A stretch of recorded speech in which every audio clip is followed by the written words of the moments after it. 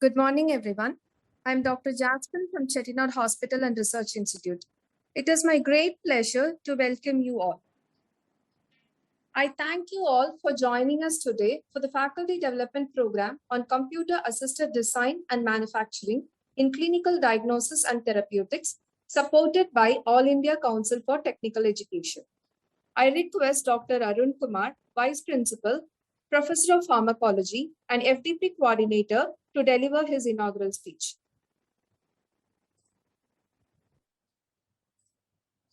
Jasmine, can you give me screen sharing rights? Maybe you can make me co-host. Yes, sir. 1 minute, sir.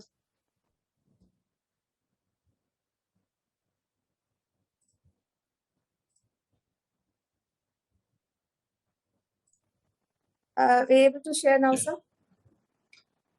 Good morning, everybody. So I think this program, you can see this here. It is a faculty development program supported by All India Council for Technical Education.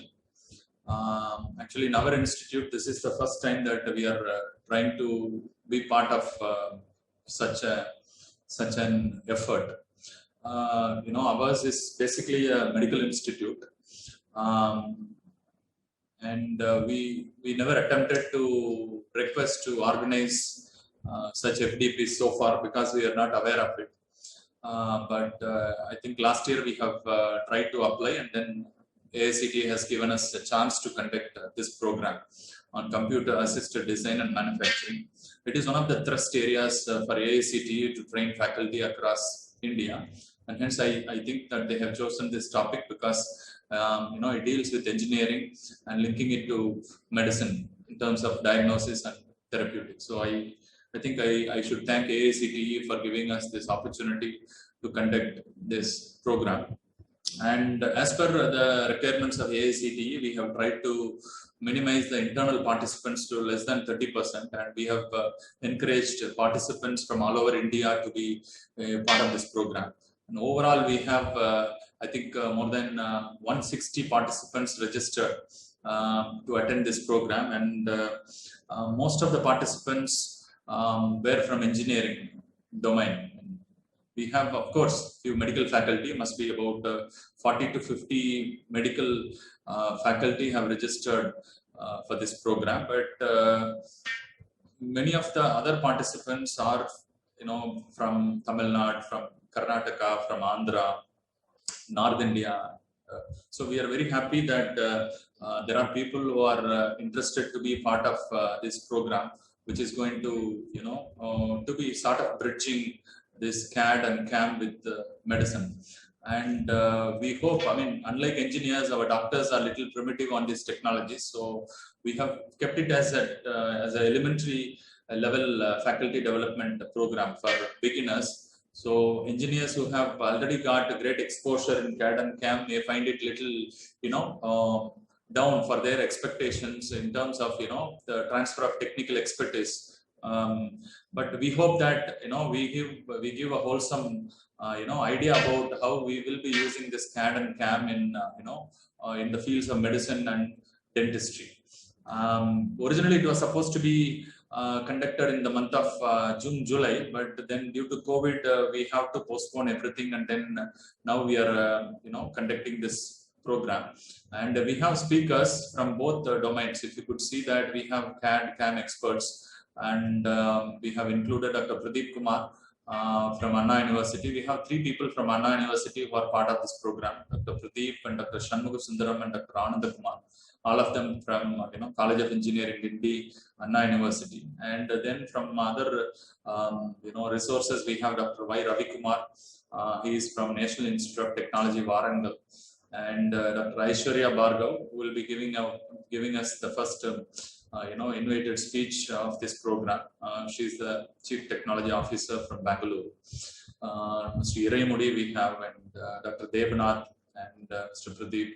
We have from few companies who are giving a speech on how we'll be using this CAD and CAM in this one. And as far as medical experts are concerned, all of us from our institute we have pitched in. Dr. Ramesh neurosurgery professor, and then Dr. Venkatraman, professor of orthopedics, Dr. Sandeep, plastic surgeon, Dr. Sridharan is our head of the prosthodontics, and myself, we are trying to give us, our perspective of how do we take it, this CAD and CAM in diagnosis and therapeutics. And what we have designed is that every day about 3 to 4 sessions, this is the AICT requirement, in a day, about 3 sessions, we need to have it. And hence today we have Aishwarya Bhargav and then Dr. Shannu Sundaram. We have also got Dr. Sridharan Prasto from, I think, 13th. He is going to give it today. And the inauguration, there is a slight change in the plan for inauguration because AICT is inaugurating. There are overall more than 30 programs are inaugurated today. I mean, one program we are organizing, and similarly, there are more than 30 institutes who are organizing such programs today. And hence, there is a central inauguration by AICT today at 11 o'clock. All the participants, I think we have already shared the YouTube link. It is going to be live telecast in YouTube, and the participants can, at 11 o'clock, can go to that YouTube link and then can see that inauguration. And speakers, of course, there is a separate link to attend that inaugural program. Will be attending that program. And so with this, I think there is a requirement that we expect from the participants. Again, it is a mandate given by AICT that all the sessions on all 5 days, the participants have to attend to get the certificate, number one. And number two, there will be an evaluation test on day 5, and minimum 60% we need to score to get the certification. And on day 5 in the AICT portal, there will be a feedback, this one given by AICT that we need to complete. So if we complete all the 3, steps that, we give feedback, and then we have attendance, and then we complete the evaluation test, and the certification will be generated by AICT, and then it will be sent to you in email or in your portal. It will be available that you can download, and then you can use it. So with this brief introduction, I think I'm very happy and I'm thankful to all the participants for choosing this program as one of the faculty development programs, and I welcome every one of you for this program. And the first speech by Dr. Aishwarya Bhargav, I think Dr. Jasmine will introduce, and then will take us through this FDP. Thank you very much. Thank you so much, sir. Our next session is an overview of CAD and CAM in diagnostics and therapeutics by Dr. Aishwarya Bhargav. Dr. Aishwarya Bhargav did her BE in Mechanical Engineering from College of Engineering, Guindy, MSc in Biomedical Engineering in Nanyang Technological University, Singapore. She did her PhD in Mechanical Engineering in National Institute of Singapore. She is now currently working as Chief Technology Officer in Peachdom Healthcare, Bengaluru, Karnataka. Over to you, ma'am. Thank you so much, Dr. Jasmine. So I am just turning on the presentation, just a moment. Sure, ma'am.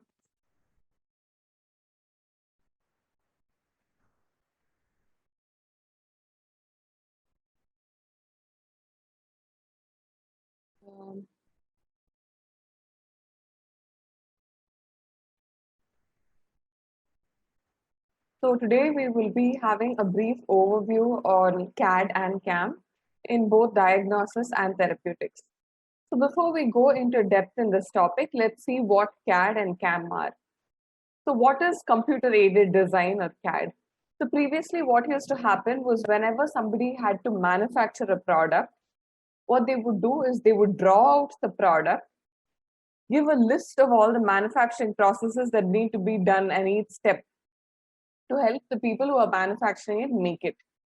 But what happened was as time progressed, people felt that, actually sitting and drawing was very cumbersome.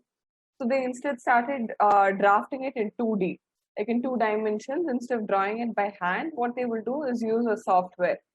So the most primitive CAD softwares were sort of like MS Paint.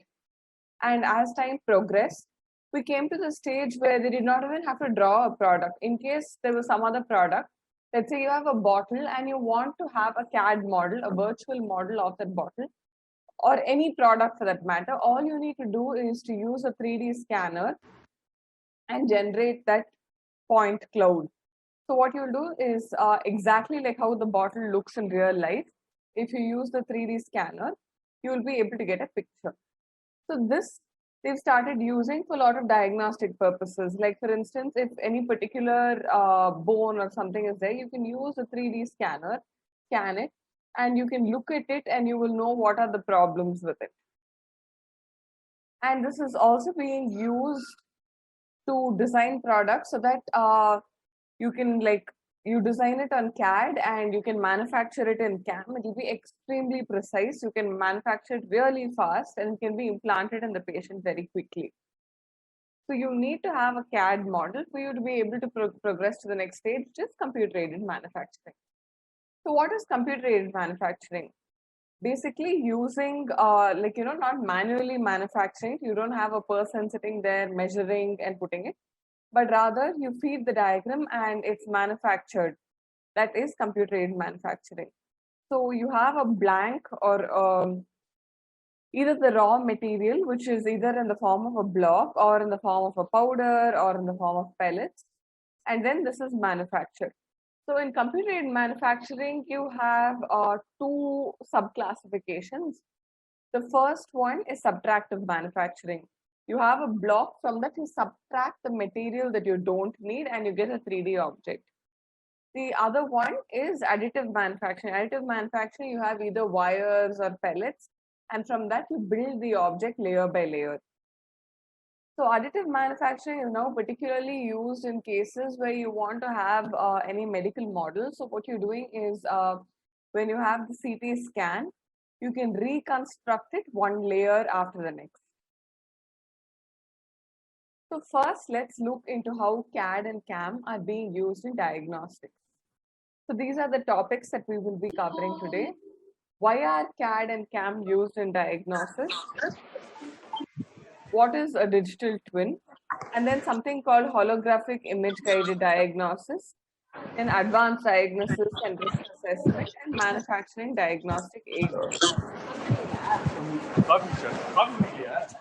Sorry, ma'am, one second. Dr. Vivek, can you please mute yourself?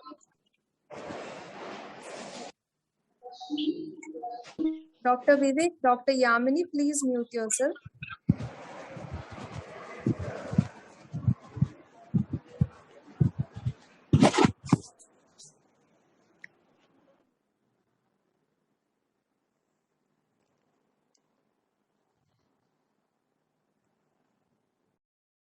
Shall I continue?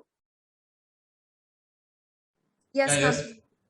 Okay, so then we will look at holographic image guided diagnosis, advanced diagnosis and risk assessment, and finally manufacturing of diagnostic aids.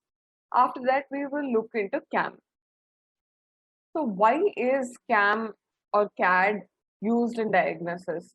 So the first thing is when you have this virtual model, which you show to the patient and you ask them to talk about what they feel, this will help the patient describe the condition better.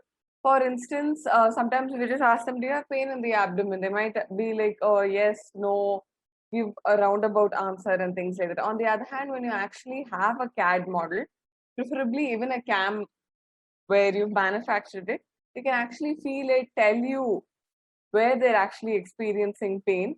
And this helps in better communication with the patient. The other thing is when you have this model, it helps the doctor assess multiple scenarios prior to the treatment or surgery, plan for different eventualities also. This also helps the doctor diagnose conditions that otherwise remain unseen. And it offers extreme precision. CAD and CAM models are very, very precise. So they offer a lot of precision with respect to form, fit, and function. So this is great for the doctor because they can plan much better. And this is good for the patient because they know what is happening. In a lot of cases, the patients, maybe because of lack of awareness, they're uneducated. Here you can actually tell them what will exactly be happening when you're using a CAD or a CAM model. So the concept of digital twins is very, very common in engineering.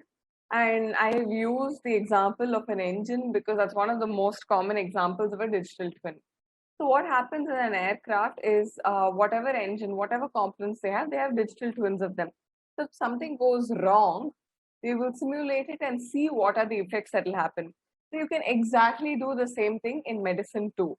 So, for instance, my grandmother had a fracture about 2 weeks back, and in the hospital for the fracture, they actually showed us a digital twin, which was recreated from the CT data and from X-rays.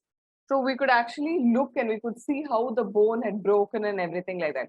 And the doctors told us that, you know what, this is not only for us to help explain the process of what happened to you, but also for us to plan her treatment.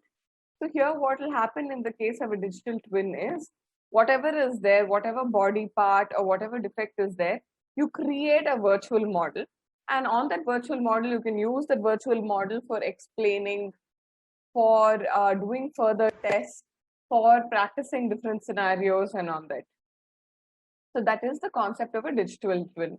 Whatever object you have in the physical space, creating a digital version of it is a digital twin.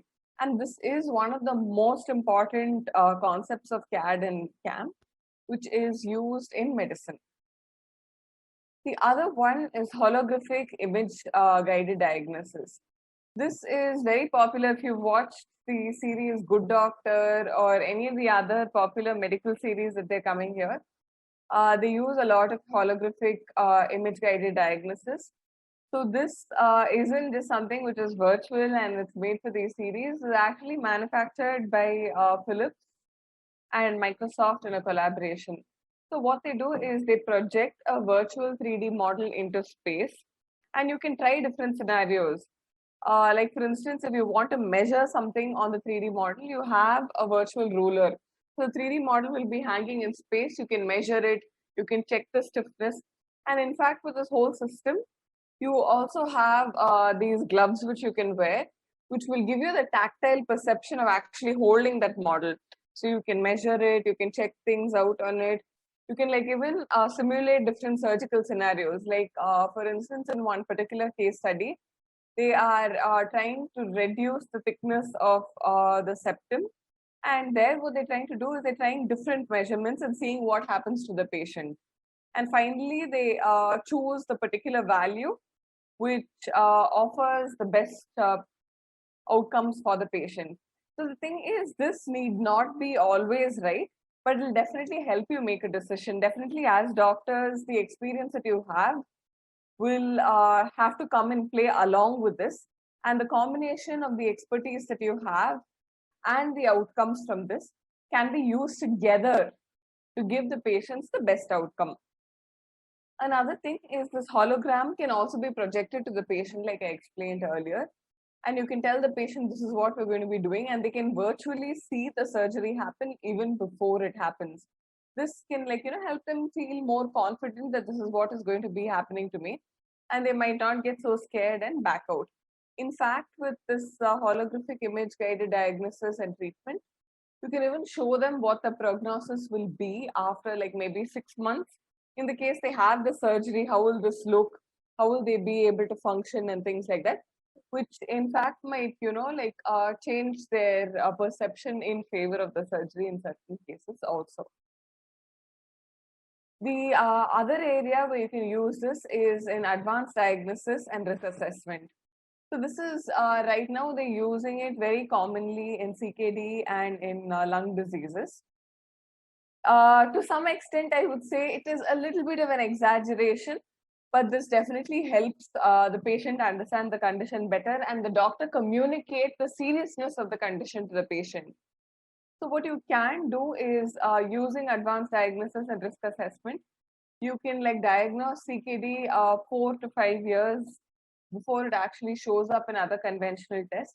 And you can tell the patient, hey, this is this condition. You can choose to follow these precautions, take these medications, do these procedures, and have a normal life. Or you can choose to ignore this, and this is what will happen to you. So you can show the case of what will happen. So here, this diagram which is here, this shows what happens in the case that you stop smoking, how things would be after 10 years. And the other one is what would happen if you continue smoking. So the same way for other liver conditions, all that you can simulate and see what will happen after a few years. That will also to some extent maybe help you plan your treatment. but more importantly, it will help you communicate with the patient what they need to do, what action they need to take. Another place which CAD and CAM are used in diagnosis is in the manufacturing of diagnostic aids. CAM is extremely precise, right now to the tune of a few microns, and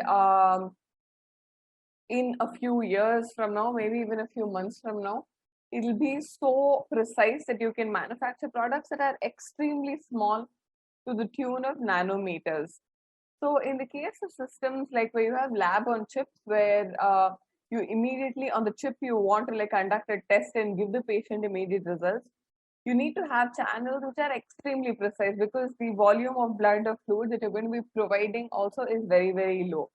So in such a case, you can use CAM, and you can even use it to mass manufacture other customized products. So products which you even need in small amounts, let's say that you need 100, you needn't be using very conventional manufacturing techniques. You can very easily manufacture them using CAM.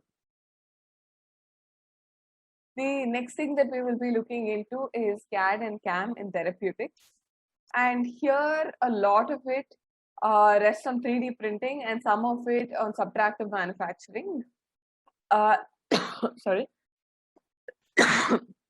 In fact, I will be talking on point of care 3D printing in another session on Thursday.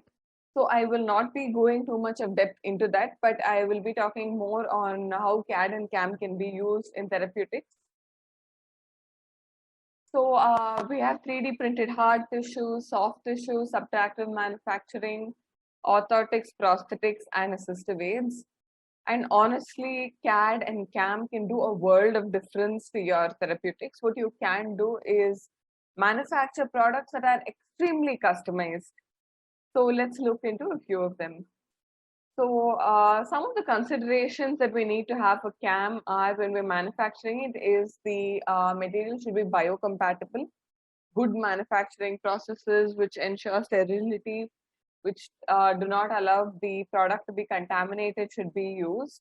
The product has to be functional. You need to do characterization for that. And you need to ensure that the product lasts for the planned time period and it does not fail so easily. So the first example that we will be looking at is the 3D printed soft tissues. So this is one example here. This child, their external ear pinna was not properly formed. So what they did was they made a scaffold. The scaffold was made using a bioresorbable plastic material which is called PLA, which is actually derived from cornstarch. So on that, they seeded the patient's own cells slowly. They let it differentiate, grow on the scaffold. Slowly, what the cell started to do was feed off the scaffold, and then it started forming its own structure. Finally, when it was implanted in the patient, it was not the plastic material, but the patient's own cells that were implanted. And this can be done for several other tissues as well. Right now, we're using it more for skin tissues and tissues that are easier to make, which the functionality is not completely compromised on, in the case that there are small mechanical issues and things like that. But people are working on it. They're trying to also develop tissues for like cardiac muscles, heart valves, and things like that. Even actually right now there is a company called Recornia, which is making 3D printed corneas which start integrating with the eye. They're bioresorbable. The next one is 3D printed hard tissues, which is mostly bone. So a lot of people, in the case of certain cancers or in the case of certain accidents, they tend to lose the bone. So what happens is, in that case, what do? So you can get a CT image or a series of X-rays, and several other ways also. In certain cases, even an MRI can be used. So basically what you need to do is to have scans where you have multiple layers. So you put these layers together, you keep one layer over another. You make the first layer, you deposit the material, you place the next layer on it, and so on, you manufacture the thing. And this can be used to replace the tissue. So initially they used to use titanium, But what happened in the case of titanium and metallic implants, particularly in the case of implants in the limb, more in the case of lower limb actually, there was this phenomenon called stress shielding which occurred. So the implant was taking most of the stress, and because of that, there was some separation between the patient's own tissue and the implant. So now you have bioresorbable materials, which in which the stiffness and the load carrying capacity is very similar to the human tissues.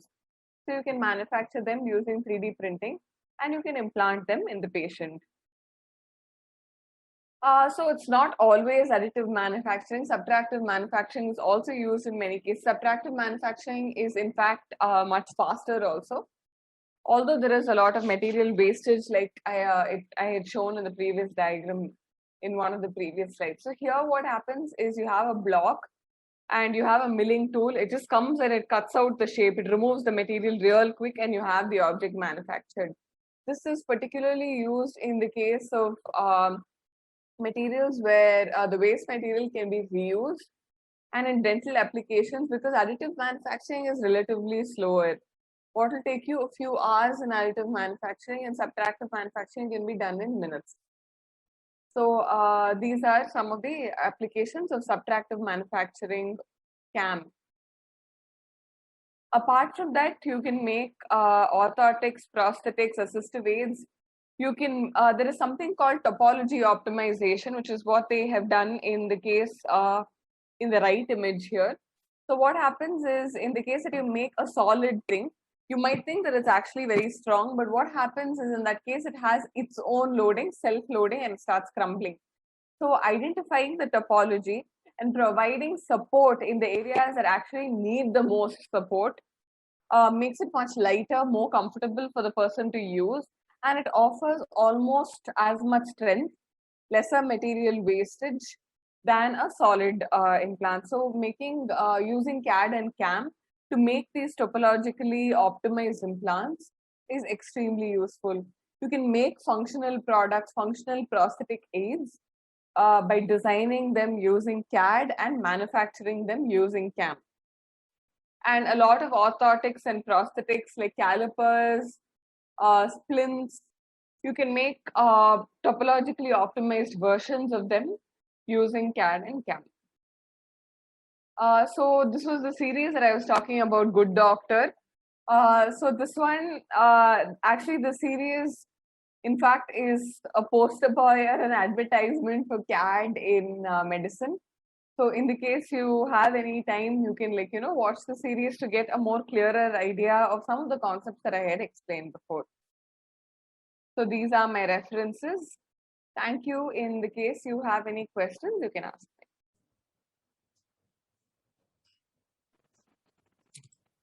Ma'am, we have a question. For specialized software programs used for design, can you name a few? So for design, where you're trying to make a prototype, let's say that you want to make you want to make a customized knee implant and you already have all the patient data. In that case, so you're trying to make a prototype, one of the best softwares to use right now is SolidWorks, where you can very easily give the dimensions, work around it, machine it, and see how it look. So that is SolidWorks. But in the case that you have the CT or MRI data and a few X-rays and you actually want to build the model of a bone for diagnosing a condition, there are a few of them, but the ones which I would recommend are Mimics, MIMICS, and Materialize, MATERIALIZE. So these two are particularly very good for medical applications where using 3D scanning data or using CT and MRI X-ray data, you can build the CAD model. Thank you, ma'am. We have one more question. How costly the printers are, and name few companies. I was not able to hear you. I'm sorry. Ma'am, how costly the printers are, and name few companies or brands. Okay. So 3D printers, you have 3D printers starting from about 10,000 rupees. to 3D printers which go to the tune of a few crores.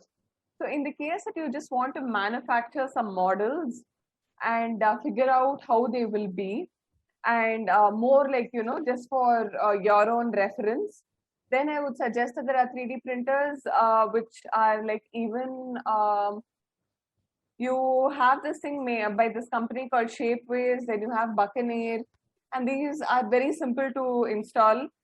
They use plastic, and the material costs about 500 rupees per kg. You can make lots of models with that. So those I would recommend if you're only using for the case of, like planning for the surgery or for demonstrating to the patient. But on the other hand, if you want to make functional implants, you will need 3D printers that print some of these biocompatible materials or titanium. And they start at about 45 to 50 lakhs, and they go to the tune of few crores. So in some of the cheaper 3D printers, you might be able to make models, but you will need to do post-processing to it further and things like that. On the other hand, you also have 3D printers which give you functionally printed parts that can be directly implanted. So it depends on what application you want it for. It starts at 10,000 rupees and goes on to like even about 5-6 crores. And Shapeways, Stratasys, there are lots of companies, in fact, which make, there's this company called GESIM. They make these 3D printers which can print cells and tissues. That I'm not sure how much the costs are, but a few years back when NUS procured it, it costed them about close to $1 million. So that's like almost about 5 crores. So it depends on what you want to print. Thank you, ma'am. So Dr. Suresh has another question. Is any functional organs available till date? Yes, some functional organs are available, but they are not, just sold, like you can just buy it off. You need to plan, because in the case of soft tissues, which is what I think you're referring to for functional organ, what you need to do is you need to seed the cells and do all the protocols before implantation. But none of them are commercially available right now. It's only being used on a research basis. In US and China, they are using for replacing the external ear and sometimes skin in the case of burn victims and things like that. The main problem here or anywhere else in the world is regulation and ethics for this. They are trying to regulate it to ensure that the patient has the best outcomes. They don't want to recommend something that might have implications for the patient later. So right now, because of the regulations, it's not so easily commercially viable. It's only available in research scenarios mostly. In certain cases, what they do is they get special permission to use it then, where in the case of very rare diseases, or in the case where the patient is extremely sick, or the risk to the patient is very low. Like for instance, there is the Stanford India Biodesign Program, which is offered by AIIMS Delhi. And there, one of the doctors for a person who had lost his voice box because of some particular condition, they made a 3D printed voice box. In that case, it was a very low risk. Second thing was actually doing this replacement procedure for that patient offered significantly better outcomes than how he was at that point of time. So in some very exceptional cases, they have offered it, but commercially available, no, not really, not yet. Good morning, ma'am. Good morning. Yeah, I have a doubt. How to close the gap between the design engineer and the patient and the medicine person? How to close that gap? How can we achieve that? If you have some idea, a mechanical design engineer have, so that they have to implement into a particular patient. So, like a hip procedure or like leg replacement. And then a doctor has to suggest there will be a mechanical design that can be 90% assurance. If that going to a medical part, it will give some stresses in some other parts. So how to finish this gap? How? The factor of safety has to be insanely high a factor of safety of like even 1.5 or 2, which might be acceptable for us as design engineers, is absolutely not acceptable in medicine. We need to give sufficient buffer and give a sufficient factor of safety. So first, let's look at the thing between the doctor and the design engineer. So for the patient, as long as you explain it to them and they're able to understand and follow, that is sufficient. So once the design engineer and the doctor are able to find a way together to communicate it to the patient, that's about it. So we only need to figure out how to do it between the doctor and the design engineer. So Yeah. the thing is generally, as design engineers, as mechanical engineers, we don't have so much of exposure to medical technology unless, like we've very specifically learned. So I think, like a little bit of exposure to anatomy helps a lot. So that will help you actually, the doctor and the design engineer, communicate better. And, dimensions and things like that, you need to ask the doctor. The doctor will be able to actually provide you with information. There needs to be a lot of open conversation. And visualization is extremely important because the design engineer might have an idea in their mind. The way they communicate it in words might convey an entirely different idea. Like any object, even if you have a 2D image, it can be in different perspectives. So you need to have something 3D solid. You need to be able to translate it for the doctor to be able to visualize it also. Only if everybody in the scenario is able to visualize it, see it, will they be actually able to take a decision on how to translate it. Yeah, that's very good assessment. And then if a assistant professor or a researcher is going to take a particular part like a spine, then he is approaching a doctor So Satish, near to him. Satish, you are not Certain clearly audible, Satish Kumar. They are private institutions or government institutions. I know I'm in between area, in village area, so that the voice maybe. You can post it in the chat box. Yeah. 1 minute, sir. You 1 can post minute. it. Yeah. In that situation, if you are going to collect the data from the government hospital or a private institution, how to collect? As a professor, how to get into that? Is there any MOU should be signed like that? I am very sorry, I was not able to hear most of your question. Can you actually put it on the chat for me to be able to see it? Yeah, sure, ma'am. Dr. Jayashree Vasudevan has asked a question, madam.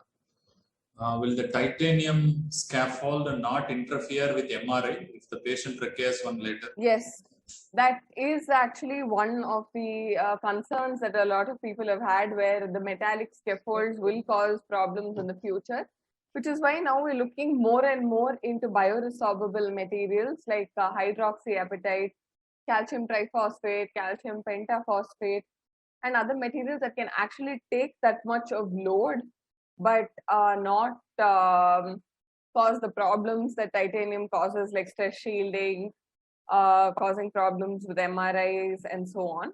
But in some cases, we don't have a choice at all. Like in the case where the patient's bones are just so weak that they cannot regenerate, we absolutely have to go with titanium, because it's definitely a much better choice than surgical stainless steel and certain other materials for that patient.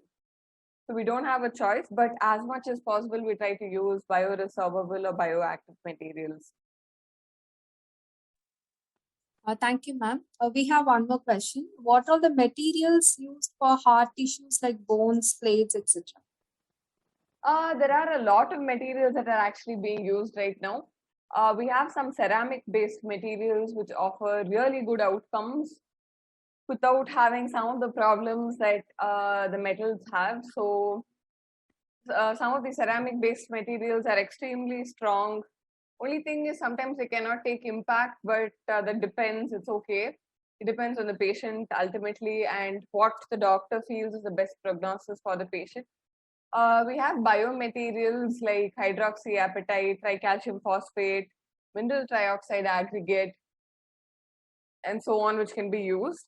And we also have scaffolding materials, some biocomposite plastics like polylactic acid, polyglycolic acid. But generally, in the case of hard tissues, right now we try to use more of ceramics and titanium and other metallic materials. We also do use biocomposites like hydroxyapatite in some cases. And they've also asked, how do you collaborate with the hospitals for testing in animals and humans? So for the animals, we have these clinical research organizations which do animal trials, and you can get their support. Right now, for any of the products that I'm developing in Peachtree Healthcare, we're not doing animal testing. But in fact, even the government offers a lot of support. Like in Karnataka, we have K-Tech. K-Tech has IKP Eden, and in their Hyderabad branch, not in Bangalore, they do offer a lot of support. So there are lots of places where you can get this testing done. We have one more question from Dr. Niranjan. What kind of raw material is used in 3D printing for making very soft kind of parts? Generally, when you need to make very soft parts, you use polymers, because only in the case of polymers you can actually very significantly vary their thickness and make them like extremely soft or extremely hard. So polylactic acid, polyglycolic acid, polycaprolactone, a lot of polymers we use them.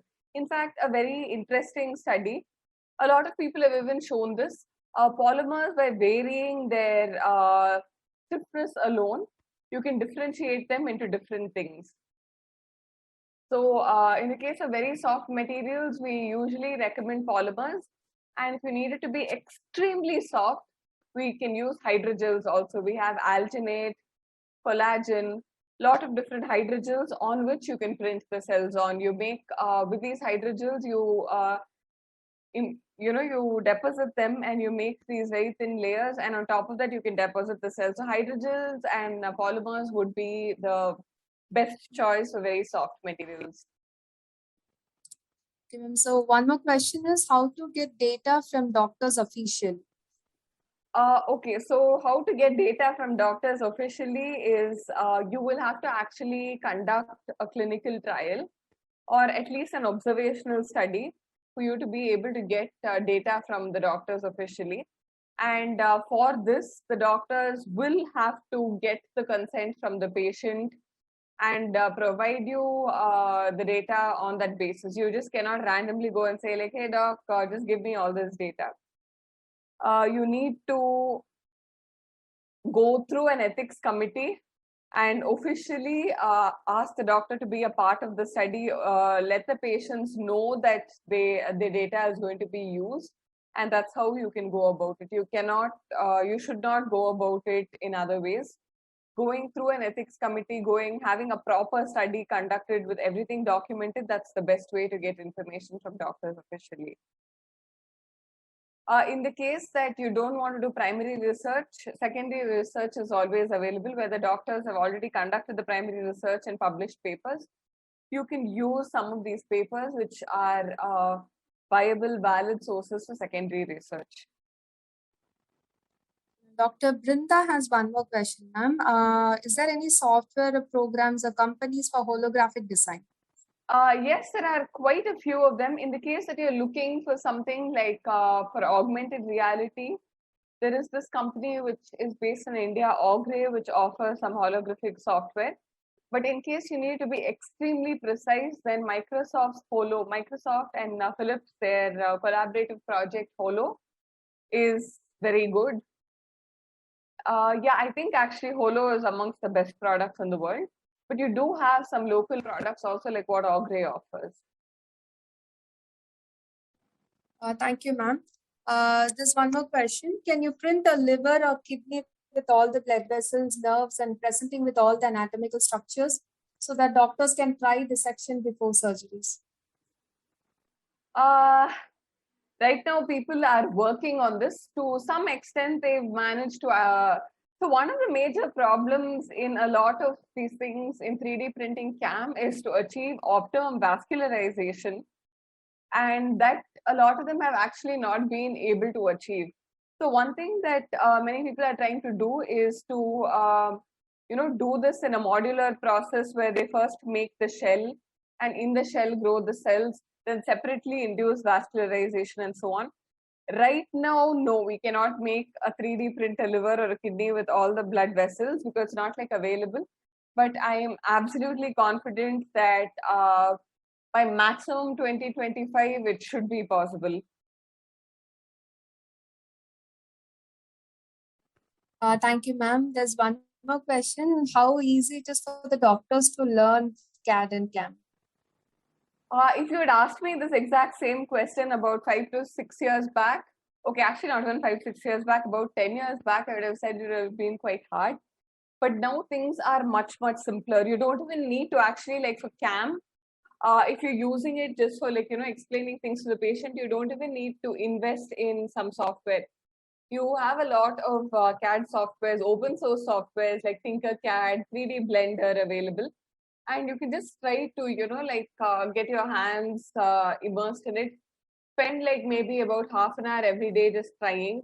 There are lots of tutorials that you can try. CAM especially is very simple, like 3D printing, CNC machining, subtractive manufacturing. You just need to know the process and the steps. And in CAD, maybe you'll need to spend a month or two, but you can definitely get a hang of it. And as doctors, you are constantly on your feet. Your mind is very sharp. Your mind is attuned to look for new things. So it should not be hard at all. Thank you, ma'am. So we have one more question from Dr. Niranjan.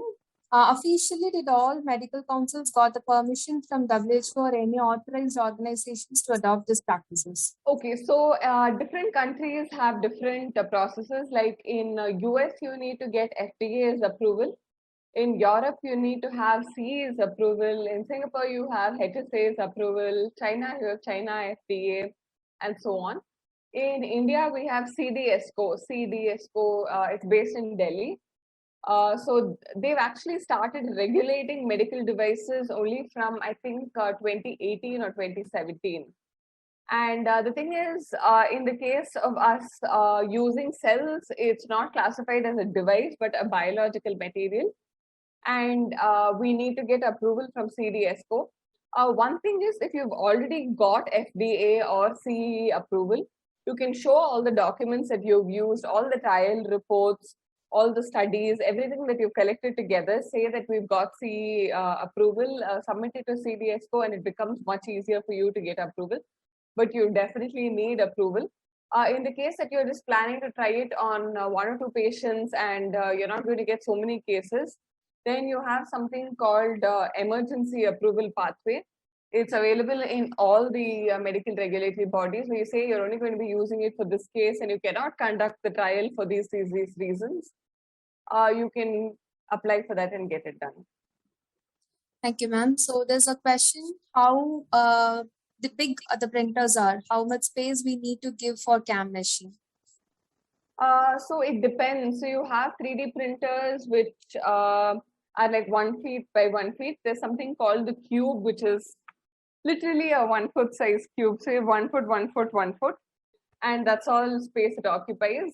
But the larger 3D printers where you have to do sintering. Sintering is a process where you make a powder a solid, or where you need to make larger parts. They are much bigger. So one thing is the size of the part that you make is limited by the size of the printer. The printer cannot make a part that is bigger than the stage that it has. So if you need to make bigger parts, then you need to have a bigger printer. So you do have some 3D printer, which is like maybe about 3 to 4 feet, 3 feet by 4 feet and so on. You have some huge 3D printers, which can even be used to build houses and things like that. But for medical applications, we definitely don't need those. So I would say that a maximum of maybe 6 feet by 6 feet is the size that maximum that we will need. And the minimum is 1 foot by 1 foot. And it finally depends on what application that you're using it for also. And about the part on, there is the question here which says 3D printers are available on Amazon. Can we use this for hands-on training? Yes, you can use these for hands-on training, definitely. But these 3D printers that you're buying on Amazon, you can just use it to get an idea of 3D printing, and at max make models that you can use to explain to the patient. That's about it. These 3D printers that you get for like 10,000, 15,000 rupees, the surface finish is extremely poor, and it will not be so precise like blood vessels and all that. You will not know whether it's the support material or it's the model of the blood vessel, because you have support materials. In the case of hollow things, it has to stand on something, right? So there it will put some material. So you might get very confused initially. So I would actually recommend that you use some slightly better quality 3D printers for you to be able to get a hang on using it for the sake of diagnosis. It should not cost you so much, a couple of lakhs, for you to get some extreme precision. Ma'am, if so, where to get these highly good 3D printers, ma'am?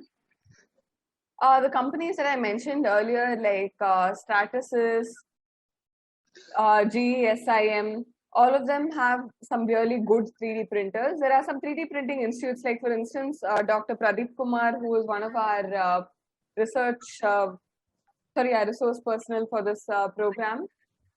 He is a part of AUFRG Institute of CAM. They have CAD and CAM. They have some really good 3D printers, so you can ask. So the thing is, I would not recommend any particular company, because there are a lot of companies, and for different applications, there are different companies that I'd recommend. And for the material, generally, it's best to use the material that's provided by the company itself, because they would have optimized the 3D printer for their material. If you buy other materials from the gray market or from some other case, you might not get the finish that you're looking for in that particular part. And another thing is, when you're purchasing materials, especially if you're looking to implant it or if it's coming in contact with a patient, it's not just sufficient that you buy medical grade material. You need to ensure that they followed good manufacturing processes, that they've got all their approvals in place. And generally, if you're buying a 3D printer, which is going to be used for manufacturing implants and things like that, they will ensure that the material that you're buying, so it'll actually cut short several steps for you. Like, you need not go and source from the vendor and check all their approvals and things like that. As a package overall, you can just check and use it, so that will be much easier for you. So buying from the person who's selling you the printer is the best for you. Thank you, ma'am. Thank you. Do we have any other questions? Do you collaborate with hospitals for doing your developmental activities, ma'am? Right now, my company is actually based in Bangalore, and because of the pandemic, I've actually been stuck in Chennai for the past few months. Okay. So right now, we've not been collaborating with hospitals, but we are looking to collaborate with hospitals in the near future, very shortly. We're only collaborating with one hospital in Bangalore right now, but we're looking to collaborate with more hospitals and also expand the repertoire of products that we have. And how, conventional surgeries and conventional way of managing things, there are costs fixed to it. Addition of this CAD and CAM will not increase the cost to the patients, or any idea about it? For a surgery, we get a plate which is ready-made, and it costs, let's say, about 5,000 or 10,000. And we go for this CAD and CAM. Will it double or triple, or what is the economic impact for those patients? Though we customize it for their need, will it not increase it? Yes, it will increase, but the thing is, when you buy this is a one-time investment buying the machine. The material is honestly not very expensive. Using it is also not very expensive, using the machines and things like that. In the case that you feel that, we don't want to invest in this 3D printer, there are several people who have 3D printers who have all the necessary approvals in place. You can get it manufactured by them also. But overall, when you look at the large picture, a 3D printer, you can definitely use it for maybe 10 to 15 years at the very least. It's extremely durable. So when you translate it to the number of patients, the increase in cost will not be significantly high, is what I feel. This is more based on the pilot studies that I've done in Singapore, where they felt that it was not considerably higher, but it will definitely slightly increase it. But when you divide it by that many patients, it won't be significantly higher. And what is, I mean, in case if it is a hospital and if they are trying to have it for their own use, what sort of license or approval we have to get it from government, or is it simply we can buy and then we use it, or do we need to have any license for it? You need to buy the license, the approved 3D printer and machines. You need to ensure that they have approval. So it ultimately depends on what application that you're using. For if you're just going to use a 3D printer to simply show the model to the patients, or just discuss amongst yourselves to plan for surgery, you don't need any approvals at all. But on the other hand, if you're going to be using for manufacturing the end product or the implant that we put into the patient, you definitely need to use approved products. So you have CE certified materials and 3D printers, CDSCO certified, FDA certified, and so on. So using an approved one will definitely help you because they would have already tried, tested, got all the permissions. So you just have to ensure that the one that you're buying has all the permissions in place. And for making the implant, there are certain products that have already got approvals. There are certain which have not. In the case of that, it's actually a gray area actually, because usually other products you make them to a fixed dimension using a fixed material and you put them here. But in 3D printing, it's not like that. It's customized for each patient. So there is a gray area, but they are trying to actually regulate that, and CDSCO is trying to bring it within their ambit. You can ask CDSCO for more information. There are certain experts also who are there whom you can consult. But generally, you don't need to have specific approvals for this, but you need to purchase an approved product.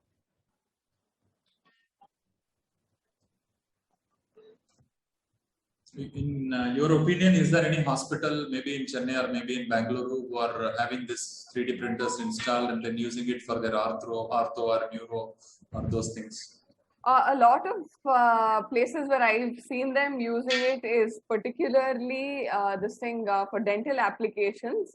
But in Bangalore, I think to some extent, MS Ramaya Hospital, I've heard that they're using it.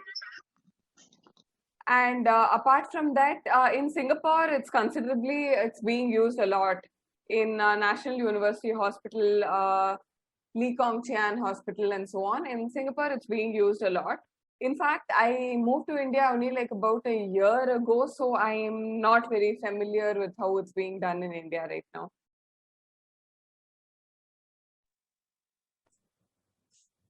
Sir, tell me, sir.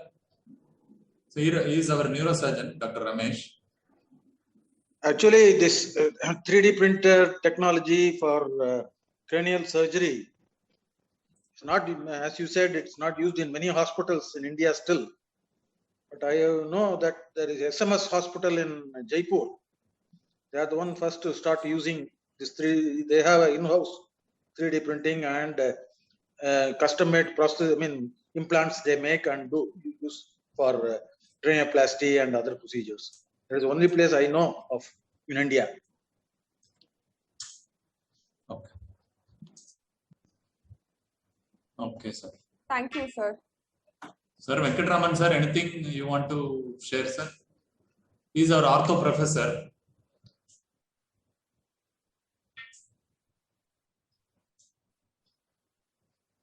Sir, you have to unmute, sir, Venkatraman, sir. Are you able to hear me? Yeah, yes, sir. Yeah, good talk, madam. Anyhow, what I want to ask you is, see, we are more interested in patient-specific prostheses. Most of the time when we are dealing with bone tumors or some abnormal fractures or which doesn't fit into a routine domain, those are the time when we want 3D prostheses. Most of the we don't have any of this thing to manufacture those in, as you said, there is no proper thing in India presently. Do you suggest anything where it is available, where we can tie up, or anything where we can get the 3D specific patient specific implants? 3D patient-specific implants, I would suggest a few. One of them is in Singapore. It's a part of the Nanyang Additive Manufacturing Research Institute. So there they make some. I am immediately not able to recall the name of the player, but there is one person in Mumbai who makes, and their products are really good. And I know for a fact that they export to Malaysia and a few other places as well. I'm not able to recall their name immediately, sir, but there is a person in Mumbai who makes it. Okay. We are also trying, basically, where still it is evolving. We are not able to get a specific implant processes, particularly with 3D printing till now. Yeah.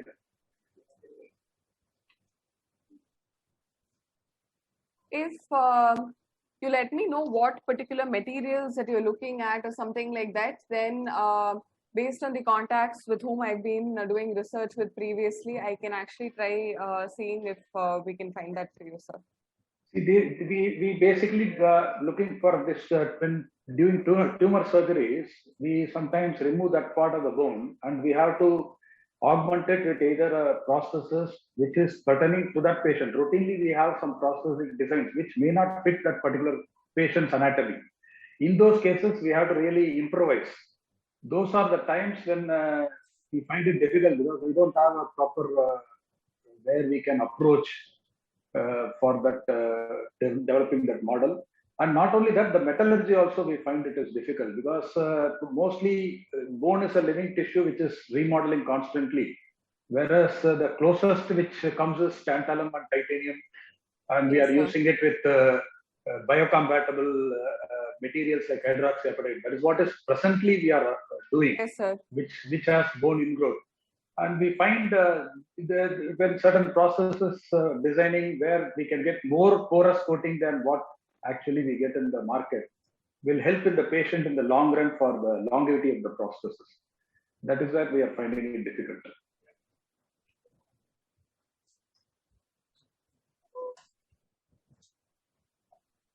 If there are no questions, Dr. Jasmine. Yes, sir. You can thank Dr. Last one Aishwarya. more, One more question. Yes, sir. Dr. Satish has asked, can you name some bioscanners? I'm immediately not able to think of any names, but there's one thing called 3D point cloud scan. That's one of the most common ones that I've used. Actually, that's the only one that I have used in the past.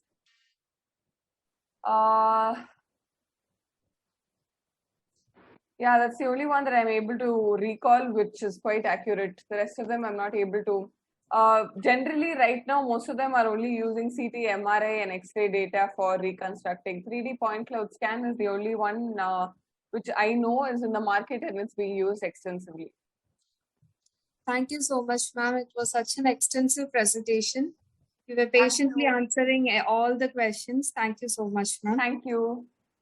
Can I now request all the participants to switch on your camera so that we can have a short photo session?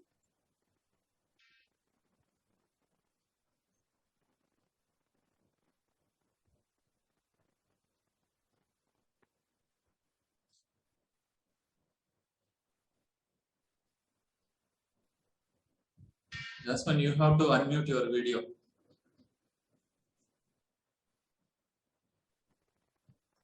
Yes.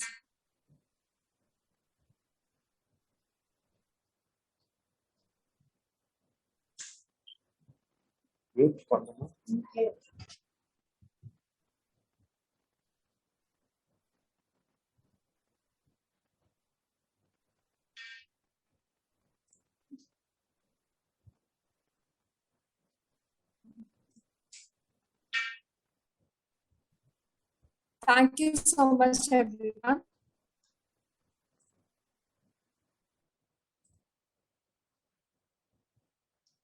You can invite Dr. Sridharan.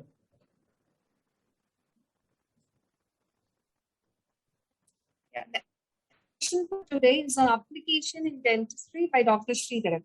So Dr. Sridharan, have nearly 18 years of teaching experience in various private colleges and 20 years of private practice.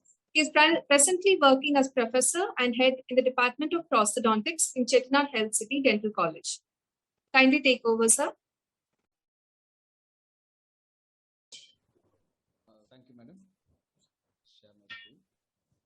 Good morning to all of you. I happened to listen to madam very detailed insight of CAD/CAM technology.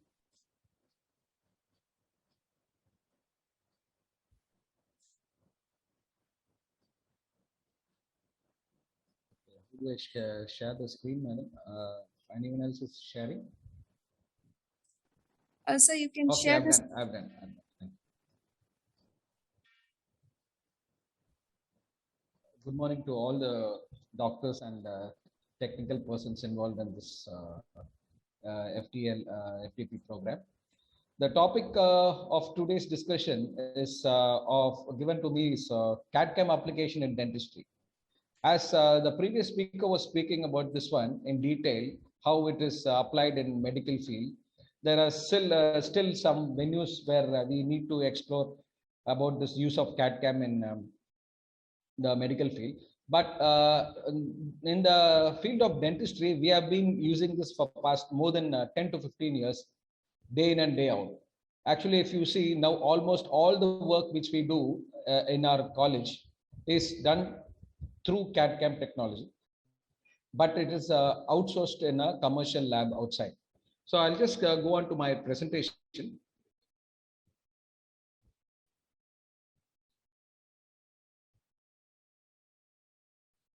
So what are we? We are changing every time. Everything is instant. So that is the importance of CAD. So all we look in nowadays time is speed, instant, immediate. These are the words which you want. Even the patient side, if you ask, the patient wants immediate results. No one is ready to wait. As we are all in the 21st century with technological advancements, we have to update ourselves with the technological advancements and make sure it is how well it is used in our field of medicine. This technology, which you can see is a CAD/CAM technology, is made into dental and medical fields that have changed the treatment modalities. It's highly essential for us to learn and adapt the new concept, but with a little caution, because the technology is good. Having used the technology, it can go wrong also. But that is why I said you have to be a little bit cautious on your approach. These are the uses of CAD/CAM in dentistry. What we do is we don't make a conventional measurement of the jaws. I'm using a colloquial term because most of them are non-dentists, so I'm not using the dental terminologies here. What generally we used to do was we used to mix powder and liquid, make the measurement of the jaws and go about the work. Nowadays it is so simplified that a scanner just is used to scan the area where we need to give a restoration, say an implant or a crown or an inlay, onlay, all those things. And that's how the work is done. So this, if you see the history, in 1985, this is a system developed by Dr. Morman, which is called the CERAC system. And again, it was modified in 1994. And presently, we are using n number of systems. But the root cause of this one is CERAC system, which was the first one to be innovated. These are the principles of CAD/CAM. First is data acquisition. As I told you, the impression or the scanner reads the area to be restored. Then the restoration design is modified in the monitor. Then restorative reproduction is done through CAD/CAM.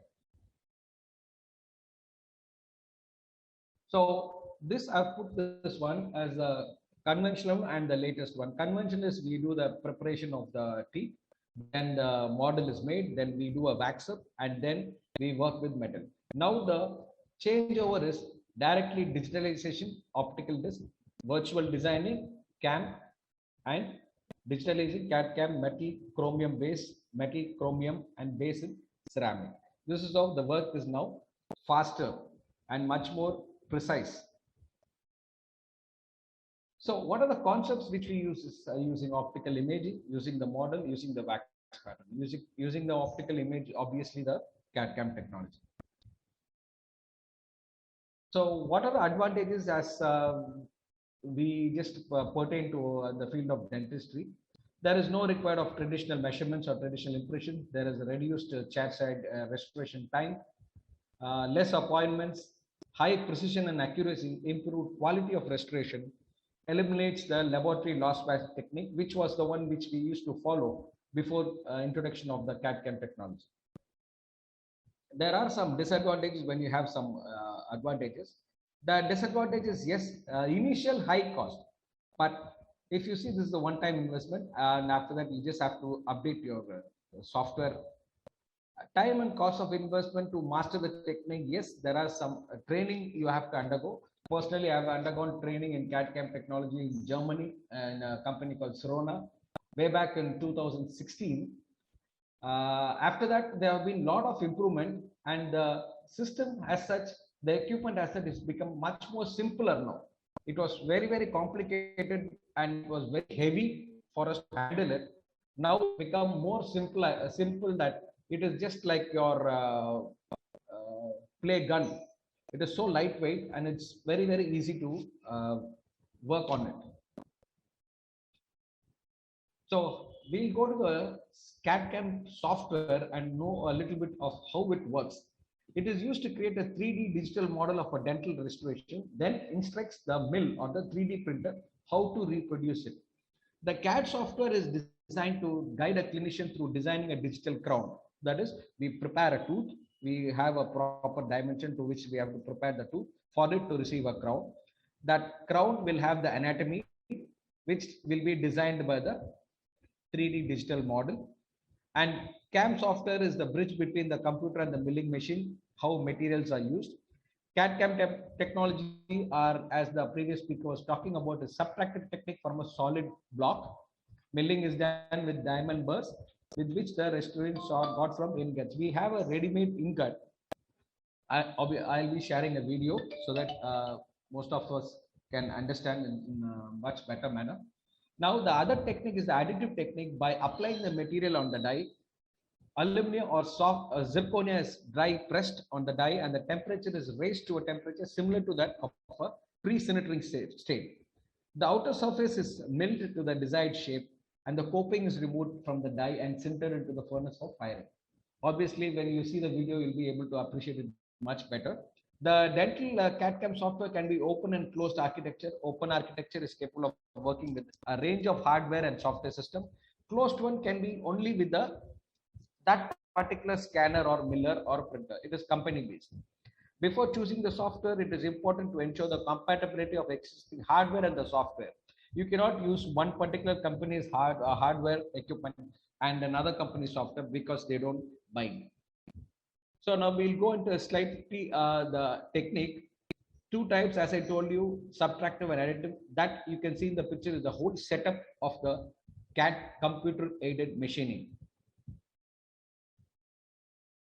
Now, what a subtractive manufacturing is, it is takes place in a different density according to the material. Green stage processing, white stage, and the processing in hot iostatic pressing conditions. The advantages is there is no sinter shrinkage. Usually when we do a conventional method, there is a little bit of shrinkage due to the materials which we use, and there is no sintered furnace required. Because when we before this CAD/CAM was being introduced, obviously we still, most of the postgraduates do the conventional method. We have to keep it in a furnace. There will be temperature changes. The temperature is not being controlled properly, then the outside temperature interferes, and there is a lot of shrinkage happening.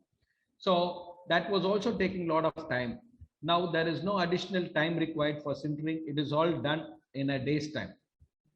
Not even in a day time, actually an hour's time, the whole work is completed. Again, the disadvantage is it is very, very rigid than what is required. Longer milling time, heavy wear for cutters. You have a thick material and the trimming becomes very, very difficult for us to fit it inside. So additive manufacturing is stereolithography, fused to deposition modeling, laser, selective electron beam melting, we do inkjet printing.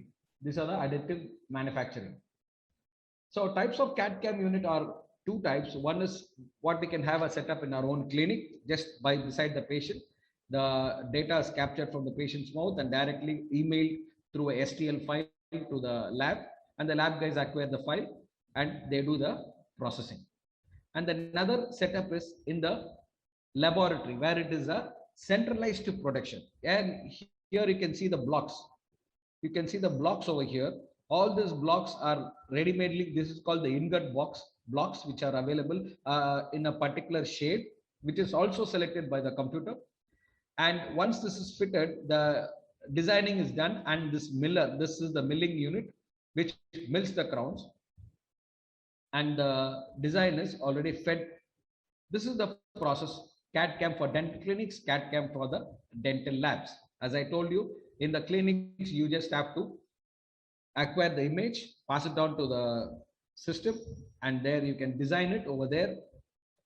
Or if you want a ready-made design, it is also available there, but you need to modify that and then feed it to the furnace. It will start your milling, and your crown is out in a maximum of 50 to 60 minutes. And dental labs, they have a huge unit where all the designs are fed into the computer, and all the crowns or whatever work has to be done, it is planned, then it is done in a milling center and then in a furnace. What are the components? As I told you, the optical scanners, there are mechanical scanners, design software, and the processing device. There are the scanners, optical scanners, the commercially available EVA scan ST3M SP white light projection. Everest scan is again a white light projection. This particular equipment, which you can see on your picture, is the one which I used way back, about 4 or 5 years back. Now it is so simplified that it is just comes as a tabletop. You need not have a big unit like this. See how simple it has become now. The mechanical scanner is a ruby ball and fine tip probe. It is very, very simple now. Just by using it in a laptop, you can transfer the images. The CAD software is STL files. You need to acquire the STL files. You can see the designing being done adjacent to, and the most beautiful thing about this is you can rotate in all the, it is a 5-axis scanner. You can rotate it in all possible ways so that you can have a in-depth or 360-degree view of the area which you want to restore.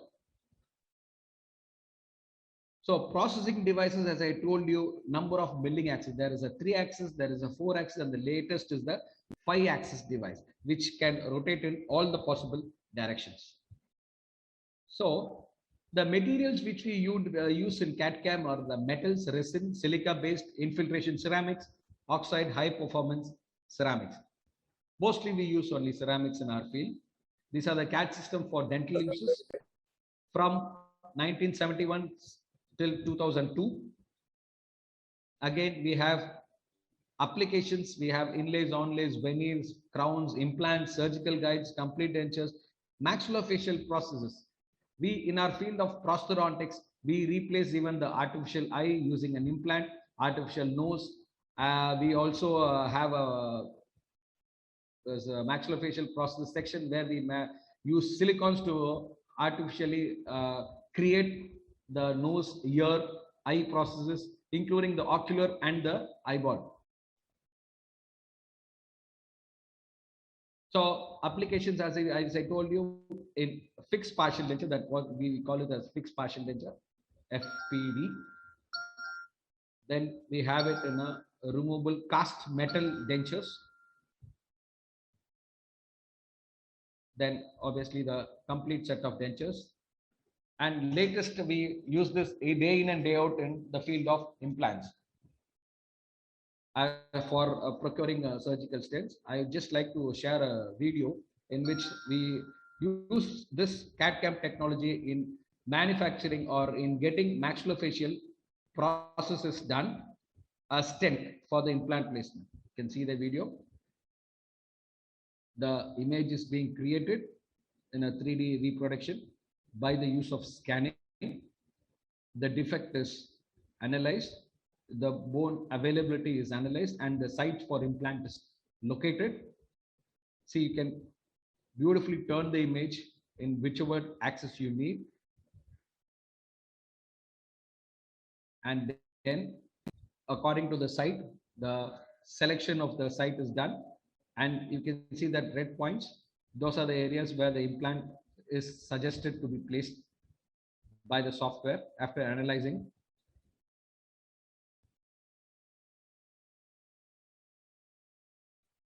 So you can rotate it by the use of a joystick or your mouse.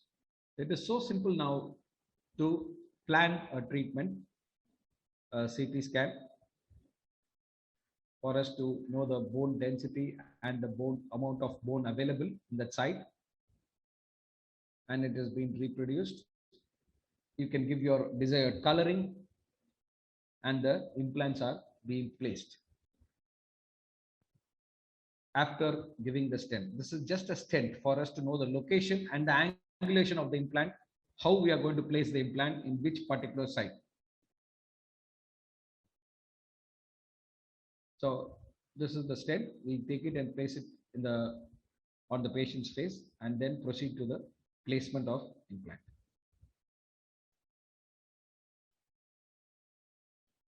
So this is what is the application.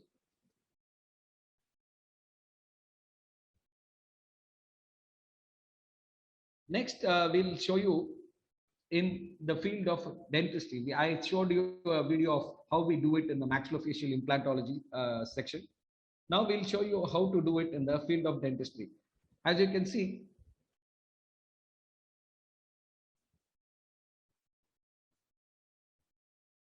these are the commercially available ingots. This is a processing unit. The block is kept inside.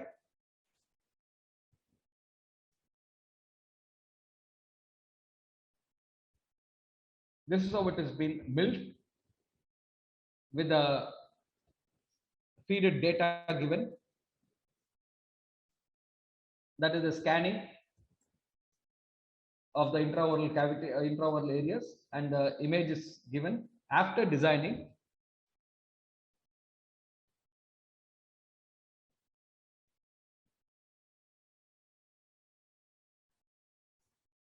This is the company which is which was the first company to come, Sirona, as I told you before.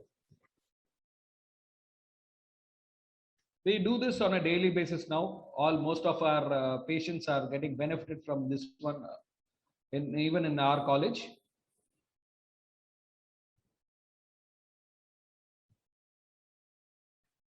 As you can see, slowly the crown is being got or milled out of the block which is given. This whole setup can be kept easily in a clinic. So that is why I told you there are two types of one. One is clinical setup, one is a lab setup. This is a clinical setup because only hardly one crown is only required. If you need a bigger one where you need more crowns, you need a lab setup. You can see this is the laminate which is going to be fixed onto the patient. Within minutes it is got, and we just have to finish it and do the polishing.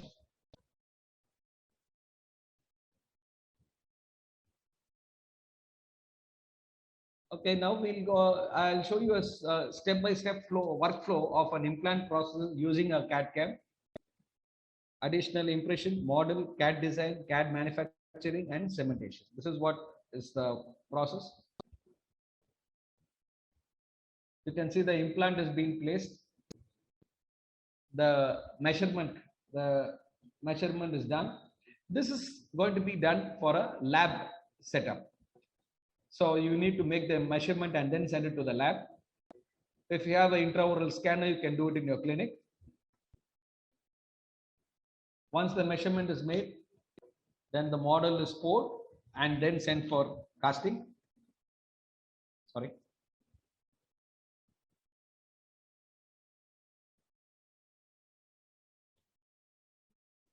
One minute.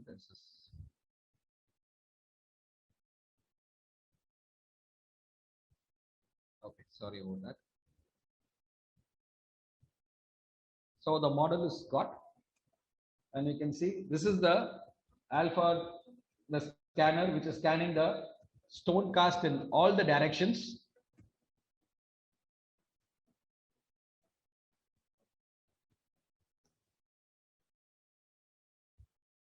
This is the very important one, the scan body, which we place it there so that the software is able to detect this one.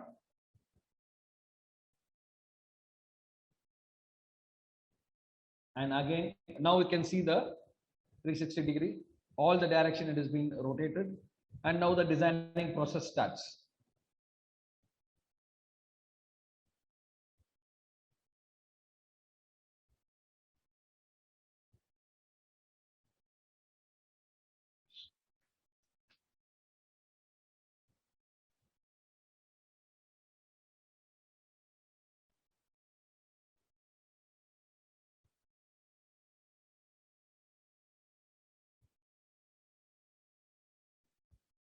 There is a huge library available for each and every tooth, appropriate shape and sizes. Sometimes you just have to choose that one, place it accordingly, and do minor adjustments. So once the scanning is done, you can see the crown being fabricated. You can adjust the shape, size, move it easily, or bring it to the size required. Have the contact wherever you need the proper contact area. Get the occlusion properly.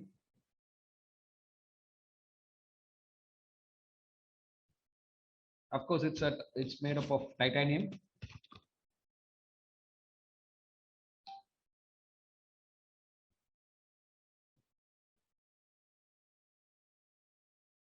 The upper cast is superimposed to get the desired occlusion. The underneath portion of the implant. As I told you, it's a 5-axis scanner. So all the 360-degree, you can have a clear image. Transferring the CAD file to the milling lab. Once the design is done, now we need the product. Now it is transferred, the data is transferred. This is the block which is readily available. We fix the block to the milling unit.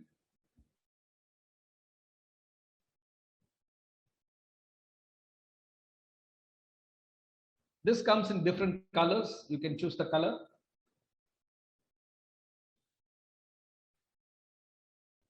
You can see already cut crowns there, bridges, crowns, all those things are cut.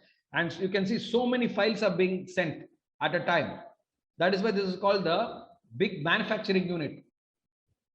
This is what happens. You can see the implant, the abutment, the titanium base, the milled restoration, the restoration screw, and the crown. And it is cemented in place. You can see the final product inserted in the patient's mouth.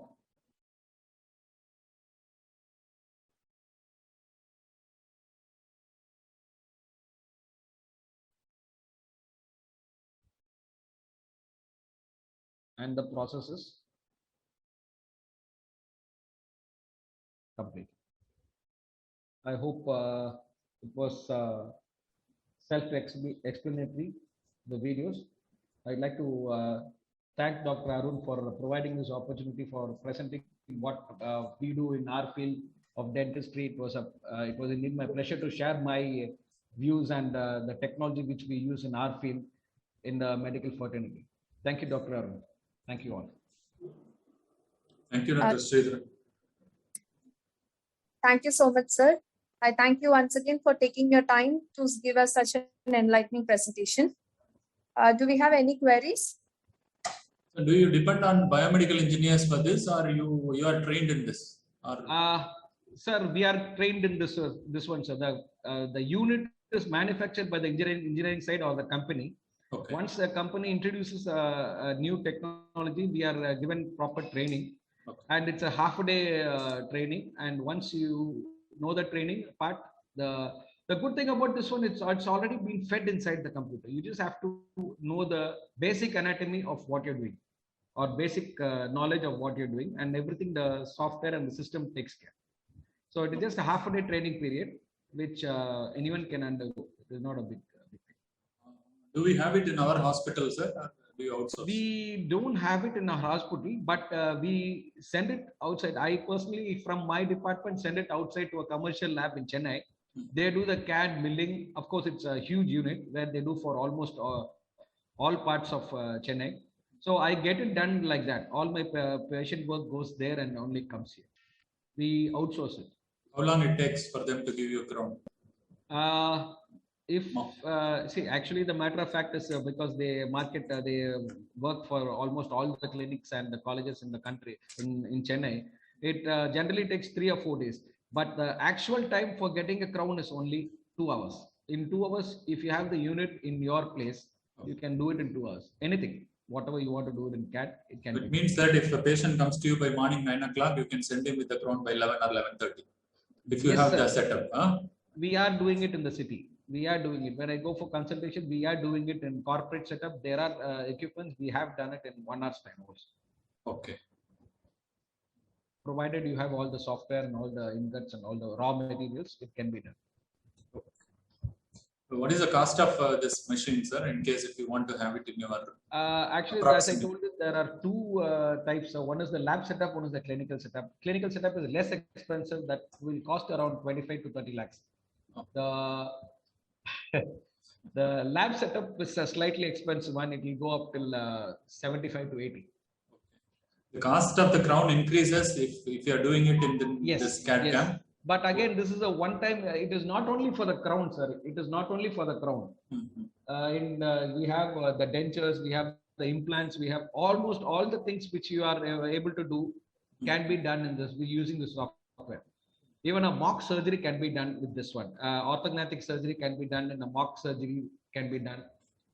It can be articulated with the upper and the lower cast, or the temporomandibular joint can be attached, and a mock surgery also can be done in this one. So it's got all applications. So cost is inclusive of that. Okay. What are the hospitals which are having this machine? I mean, this CAD cam. Right now, the pioneer in this field is Savita. Savita Dental College as such. They have got around 15 to 16 machines. 16 machines. Yes, sir. And they give training to the students also. And they have a separate MSc course on CAD cam technology. So I think for that reason, they have bought it. And apart from Savita, there is no other college which is having this equipment in Chennai. But if you go Bangalore, or if you go north, most of the colleges have this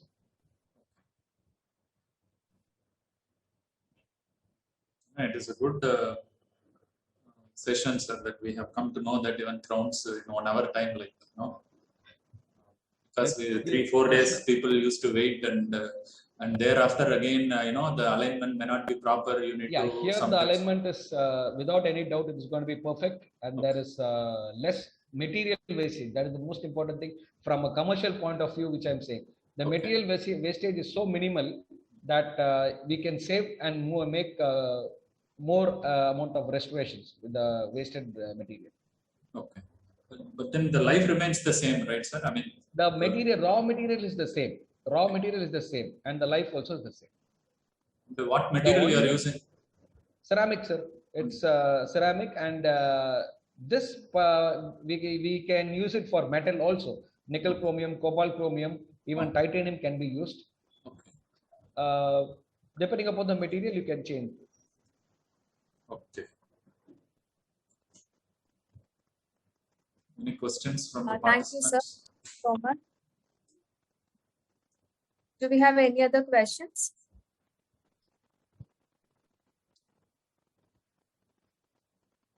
I don't think we have questions, sir. Thank you so much. I thank you once again for such an extensive presentation. I request all the participants to join for the inaugural program by All India Council for Technical Education. It will start at 11 o'clock, and the link for the same is posted in the chat box. So once it is over, kindly get back to the FDP link by 1:30 for the next session. So there will be a break of session. I mean, we will be again meeting only by 1:30 for we have Dr. Shanmugasundaram from Anna University giving a session to us with some interesting videos and presentations. We are trying to slowly pitch into, starting with very minimal brief things. Dr. Sridharan has highlighted on, the clinical application of it. Then we are mixing it with the engineering aspect of it in the afternoon. So we're trying to sort of mix so that, for doctors, it is not only engineering, and for engineers, it is not only medicine. Okay. So we have tried to place it in this way. We'll again meet at 1:30. Thank you very much. Thank you, participants.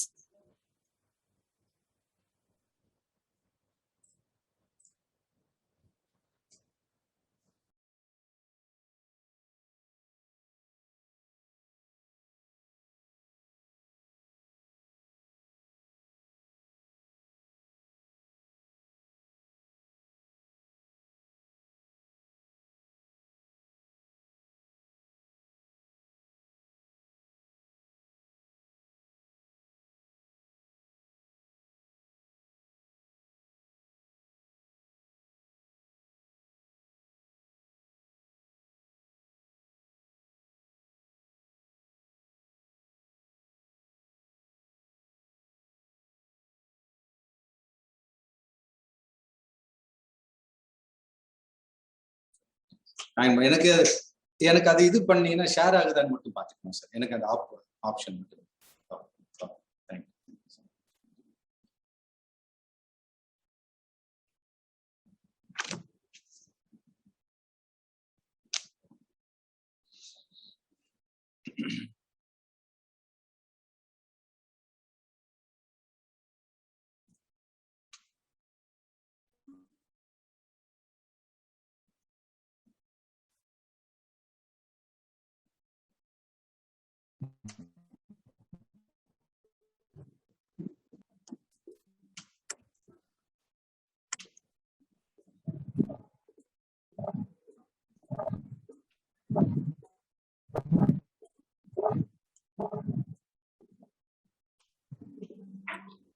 Can we start the session, sir?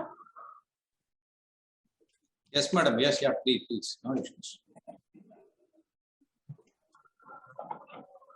Good afternoon, participants. I thank you all once again for joining us today for this afternoon session. So this session will be on application of polymer-based 3D printing in medical field by Dr. K. Shanmugasundaram. Dr. Shanmugasundaram did his BE and BE in mechanical engineering and Dr. Jasmine, engineering design. Can you mute all the participants before proceeding? I think Yes, at host side you can mute. Yes, sir. 1 second.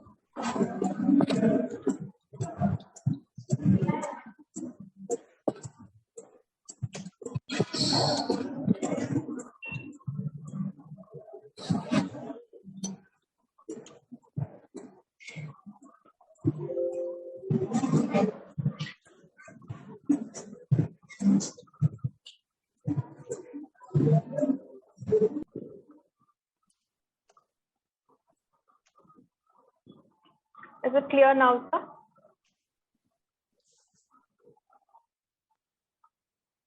So Dr. Shanmugasundaram did his BE in mechanical engineering and ME in engineering design in Government College of Technology, Coimbatore. He did his PhD in fracture mechanics, engineering design, and mechanical engineering in College of Engineering, Guindy. He is now working as a professor in Engineering Design Division, Department of Mechanical Engineering in College of Engineering, Guindy, Anna University. Over to you, sir. A very good afternoon to all of you. Am I audible?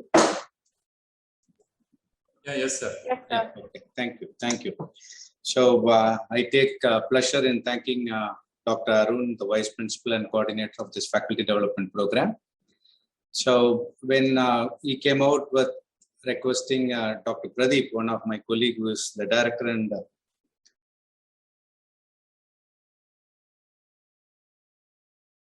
Sir, it is muted, sir, now. Please unmute.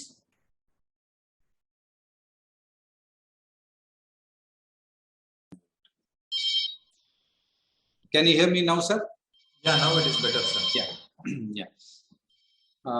So when we were given the option of having a discussion with Dr. Arun, the Vice Principal and Coordinator of this Faculty Development Program, we are quite pleased that since this technology has been almost in the pinnacle of reaching its maximum in all the other developed countries, but unfortunately this has not taken up so much by the other disciplines as much as in mechanical engineering. So I should first personally thank Dr. Arun for having this kind of interdisciplinary topic specifically for the practicing medical persons. And I'm sure you would have a fair idea of what the technology is. So let me just at least try to give on the scratch the superficial understanding of the different technologies that are specifically there. And probably the sessions are planned very neatly, and I saw they have split it into materials aspect, the metals aspect, and polymer aspect. So maybe I take this as an opportunity to give you an overview of all the 3D printing technologies and some of the case studies more oriented towards polymers.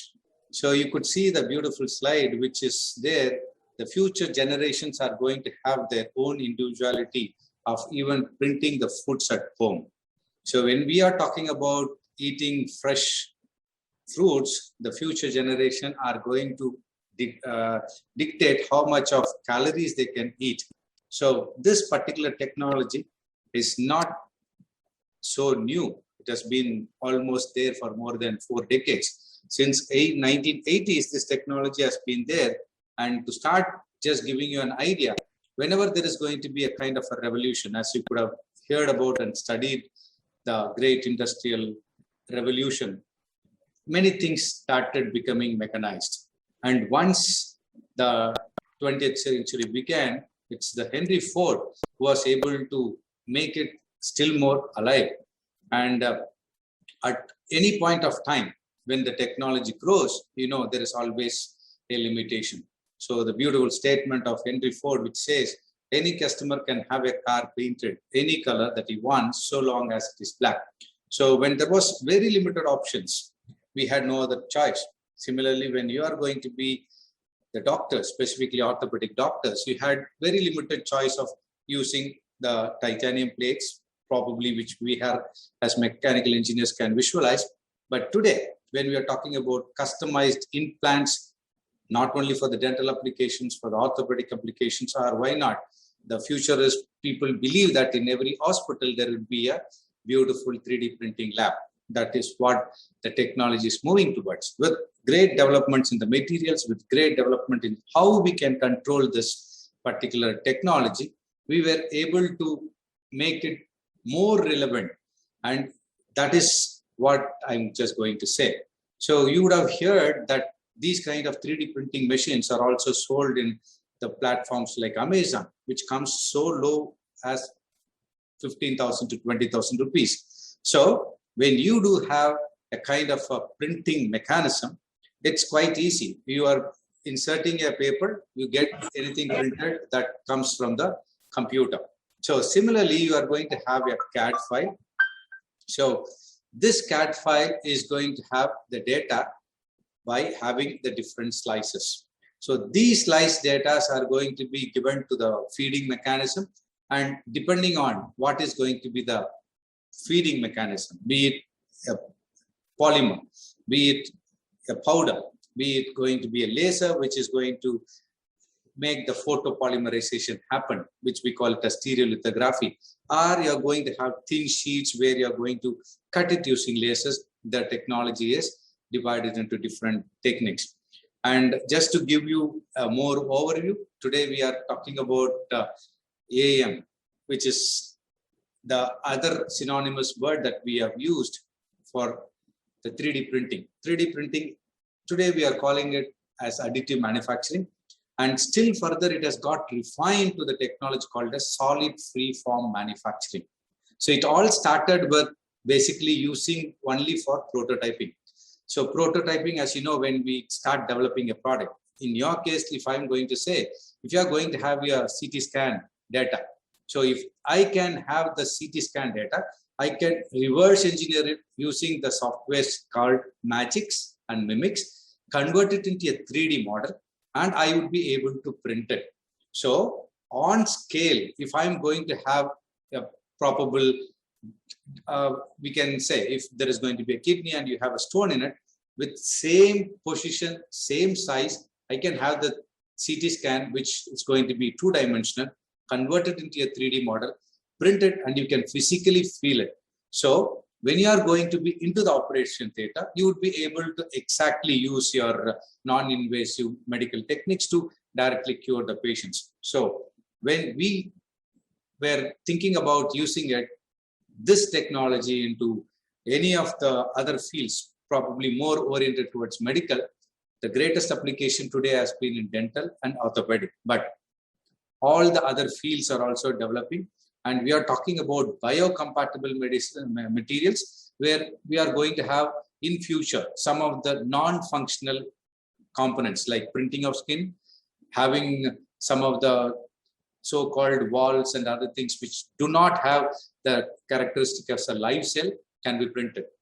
And from the slide, you can easily visualize this is going to be highest used by the medical, almost 380 million euros. So, which is as far as 2012, probably by today, we have a long time. And why we have been using it? Because when you are going to have the complexity, today we are talking about individualization. When we are using any product, we want it to be as customized as possible.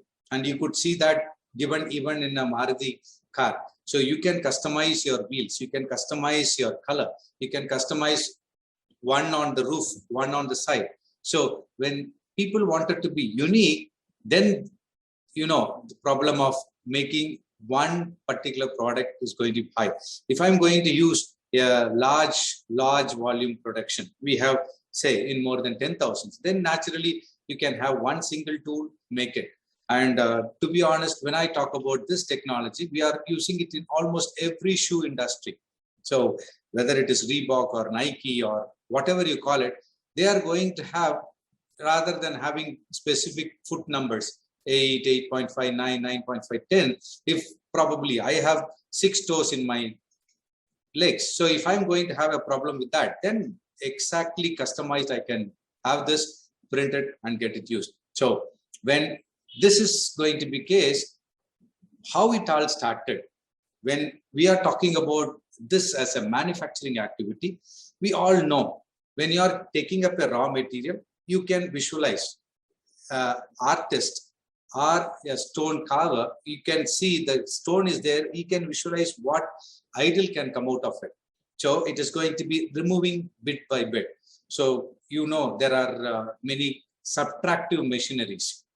The simple thing anyone can hear is the lathe. So we try to reduce the diameter, make threads, screws. We use CNC machines to convert it into particular shape. We have the forming machines to form the sheets, all those things. So it is basically other things are eliminated. So mostly the manufacturing has been seen as subtractive. So when I am talking more mechanical oriented, the wastage that goes as subtracted part, which is called once again a waste. It's not going to be, probably we have to reuse it by completely going for the casting and get it done. So think of materials like titanium, which are quite costlier. In that case, if I'm taking a 5 kilogram cube, I have to eliminate almost all the things and make it into a final thing which is less than 400 grams. In most of the aerospace applications and medical applications, that is the case. So the cost that I pay is for 5 kg of titanium, but the final product is for just 400 to 500 grams. So if I have to use that as the scrap, it is just a scrap. But when people were able to get this, where I can just slowly add layer by layer, and I use only 500 gram powders and make it exactly 500 grams. We call that additive. So this is the graphical representation where you take up a large chunk of material, use the subtractive mechanisms, remove all the unwanted materials, eliminate it, the wastage is going to be huge. But the same product, if I'm going to use that same small amount of material and try to build it, we call that as additive manufacturing. So when you talk about the subtractive manufacturing, you could have seen if you wanted to make any beautiful models or manufacture a part, we use the conventional route of casting it, then making the machining activity, then the finishing activity. So that's how the products are made. But if I can just replicate it with not using this subtractive machineries like milling, turning, drilling, rather I'm going to use a powder form or a liquid form or in the form of wires through which I can just build and create any metallic components or ceramic components or polymer based components. We call that as additive manufacturing. So how it all started, when we are talking about the process of making very small miniaturized micro manufacturing. So we are talking about the piezoelectric materials, nano carbon composites used. So when we are talking about those kind of materials, when we can manufacture that with easy way, rather than wasting the unwanted materials, if I can use the strength of the lasers, the growth of the materials, where I can have, today we are talking about functionally graded material, where one side can be a complete ceramic, the other side can be a complete whatever, thermal capable material, heat transferable material, all these things can be made. So you can add one layer on the other layer, which has to be cohesive, but we can come out with functional grading in terms of strength, in terms of heat transfer characteristics, or even in this case, I can say with respect to biocompatibility. So how it all started, it is once again, as everyone knows, it is the Americans who started this. Probably the Japanese were the ones who initiated the process parallelly. The contemporary people, they started doing it. And as per the ASTM standards, this technology is a process of joining materials to make objects from a 3D model data, which we call it as the CAD model, using layer upon layer, as opposite to that of the subtractive manufacturing process, which we are going to call it as traditional manufacturing. So I have used three different names: 3D printing, then I used rapid prototyping and additive manufacturing. But there are other things that are also called. They call sometimes as layered manufacturing. Sometimes it is called computer controlled moldless additive manufacturing. Because when we are talking about any technology, we are going to have the first finished part seen, but what goes behind it, you have a lot of molds, the injection molding, simple casting, everything, but all those things are not required. So the advantage that when you are going to use a printer, how it gets converted to a 2D, if at all you have used an inkjet printer, you can see a small layer, at least in the nano size, you can feel it. So that is how the same is used in 3D printing. So when I have a digital model, probably you can see a chess coin, you can just print it on a table. So if I'm going to have any complicated shapes, you can see it here, where a lot of material has to be removed if it is going to be made from a cylindrical material. If I'm going to have a cylindrical material, those places where the diameters are lesser, which are going to be in the form of a rectangle, or a kind of one other cylinder within that to have the printing, then it's going to be a tough task. So if I can have this 3D CAD model to the exact dimensions, I can go for 3D printing. How it happens? If you assume the first layer has a particular shape, then I can start slicing it to my thickness. And once again, as I said, it was quite rapid. So if I increase the thickness, the same height can be made in a very shorter time. But if you look at this picture that is here, where you could see the different layers are going to be built. But as you move, if you are going to have a concave geometry, as you could see here, which is going to have a curvature. Naturally, there is going to be a staircase effect.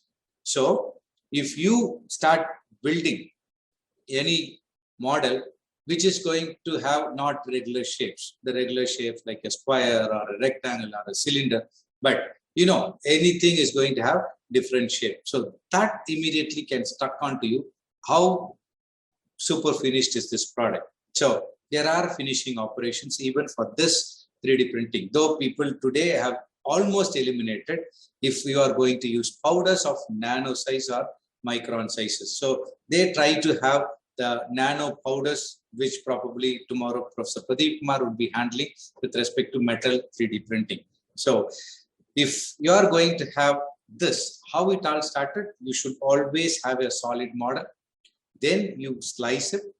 Since it started with the first technology using your SLA, the file is given to that stereolithography file, STL file. And when you are talking about the liquids, where you are going to have a complex geometry, then there is a requirement of supporting it.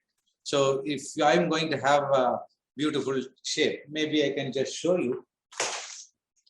So these are some of the parts that are being manufactured.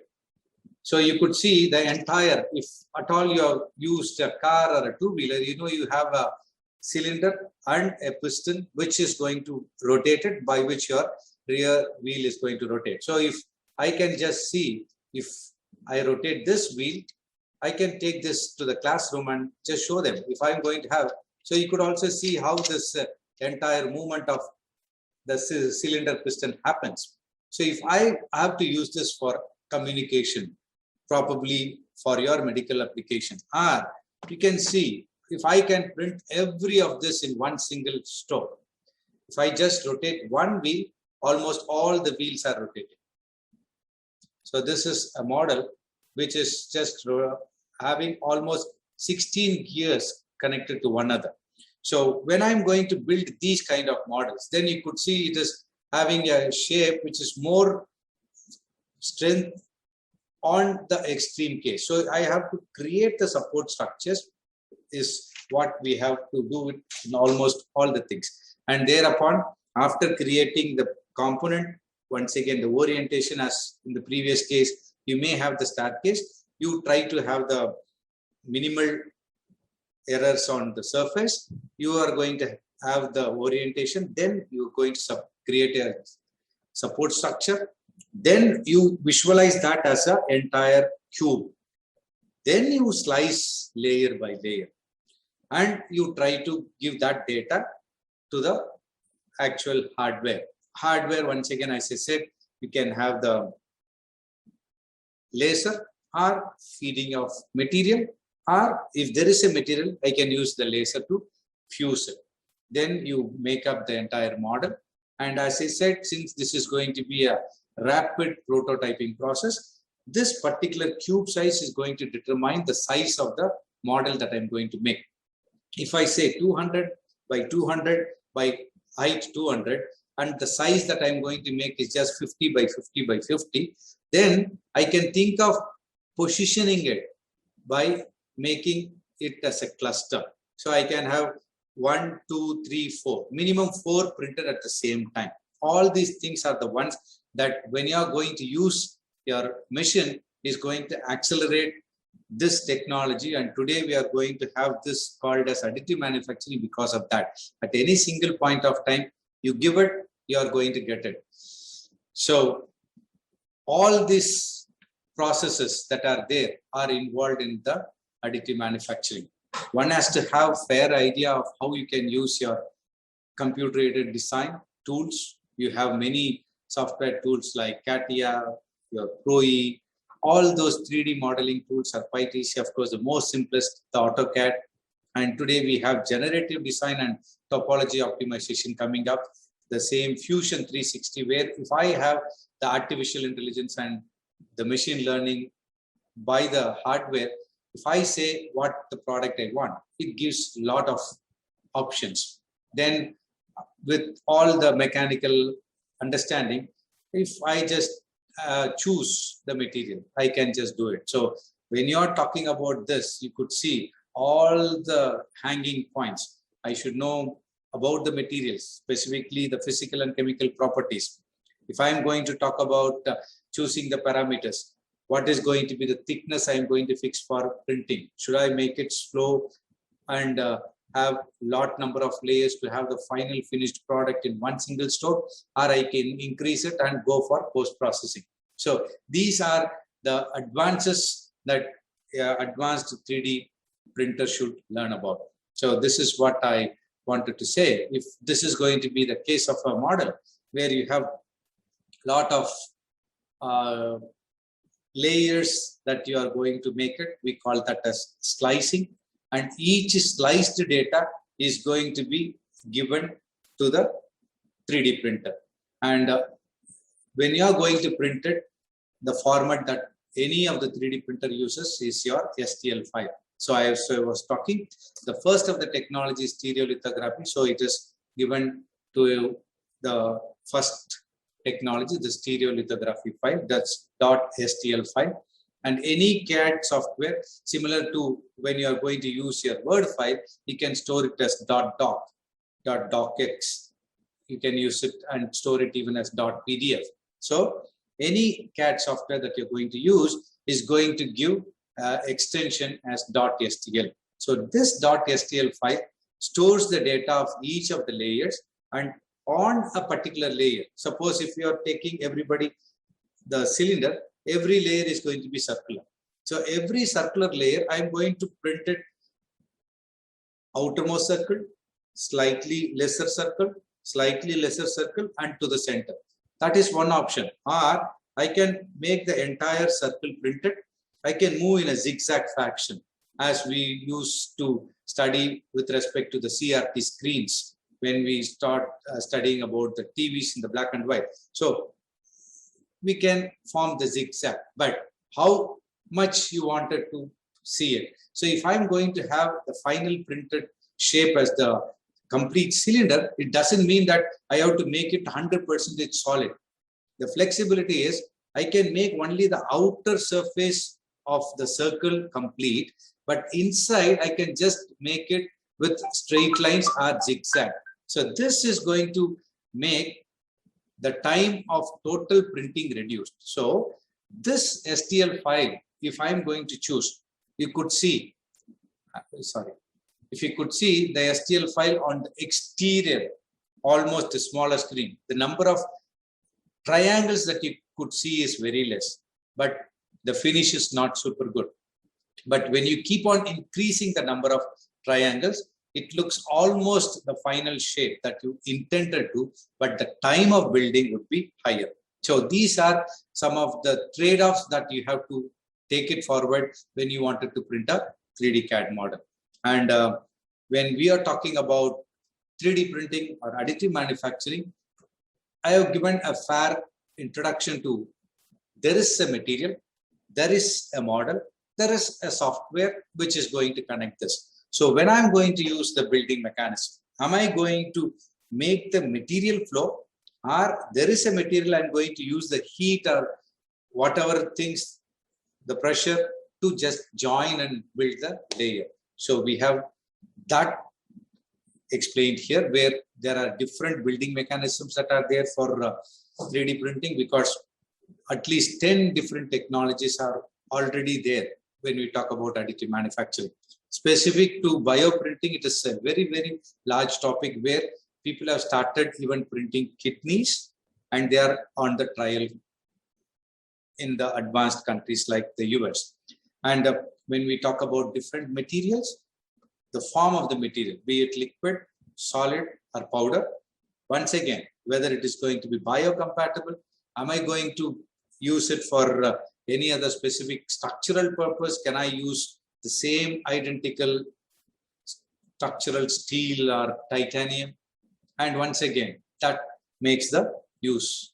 So starting with the 3D printer, in almost most of the cases in the mechanical industry, looks like this, where I have the computer model included in the form of STL imported into the computer that is attached to the machine. In this one, depending on the bed size, which we call the X and Y, and the height to which you wanted to build the product, which is going to be the total build volume, I can place not identical products, but even different products. So within that build volume, which depends on length to breadth to height, I can orient and build different products at the same time. And how much of support is required, all those things are the pre-processing one. The moment that I just give print, it is 100% human intervention free, it starts printing. And in extreme cases, there is need for intervention, like when the amount of material that is being calculated automatically by the computers need not match. So you should ensure the materials which are going to be filled here are, which is going to come down, which is in the form of filaments, everything you calculate in the beginning. So that mathematical calculations are also automated today. So if you have that quantity of material, automatically is 100% human intervention free. At the end of it, there are post-processing, which you could see if I show you the cycle chain, which is going to have multicolors. So if you could see a cycle chain with yellow, pink, all those things, which is as good in strength to that of a mechanical chain that can be used in a cycle. So today we print different colors. So these 3D printers are usually today made to even build aeroplanes. The size of the printers are 80 meters by 80 meters. So the technology has become so revolutionized and evolved so high that with robotic arms, 5-6 robotic arms joined together, they try to build the entire aircraft in one single stroke. So that is how the technology has grown. So in future, definitely it's going to be a kind of a revolution. And I would only suggest, as medical practitioners, you may be extremely good in reading the CT scan and other stuffs, but if there are going to be any complex operations that you wanted to perform. So we have worked with doctors from MMC, and even Dr. Arun came out with combined we have submitted a proposal.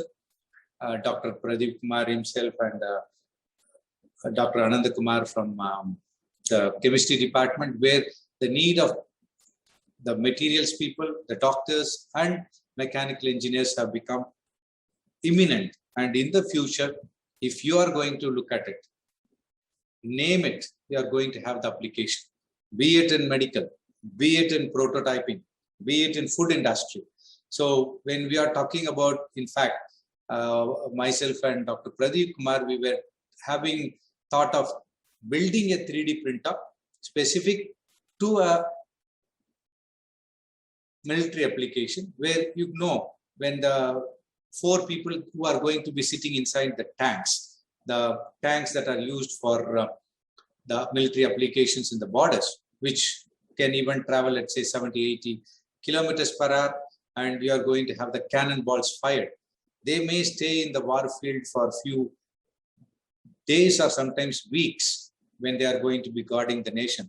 So we thought of having the entire material because they wanted to have some quality food. So if a food scientist can say this amount of calcium, this amount of vitamin D, all this can be mixed together and printed beautifully into whatever shape or product, then they can have it. So we have started to work in that kind of research also. So initially, what was thought of using it for low volume production has now become revolutionized, and that is how the solid free form manufacturing and additive has become the threshold name in the mechanical industry. And specific to medical, you know, the volumes are not huge. If it is going to be a specific implant. Let me just show you an implant where the entire jawbones are going to be made from the titanium. I can use the electron beam or the selective laser melting. These two can be combined together and we can think of making it. If there is a person who has got kind of an injury where his entire jaw has to be replaced, this has been done.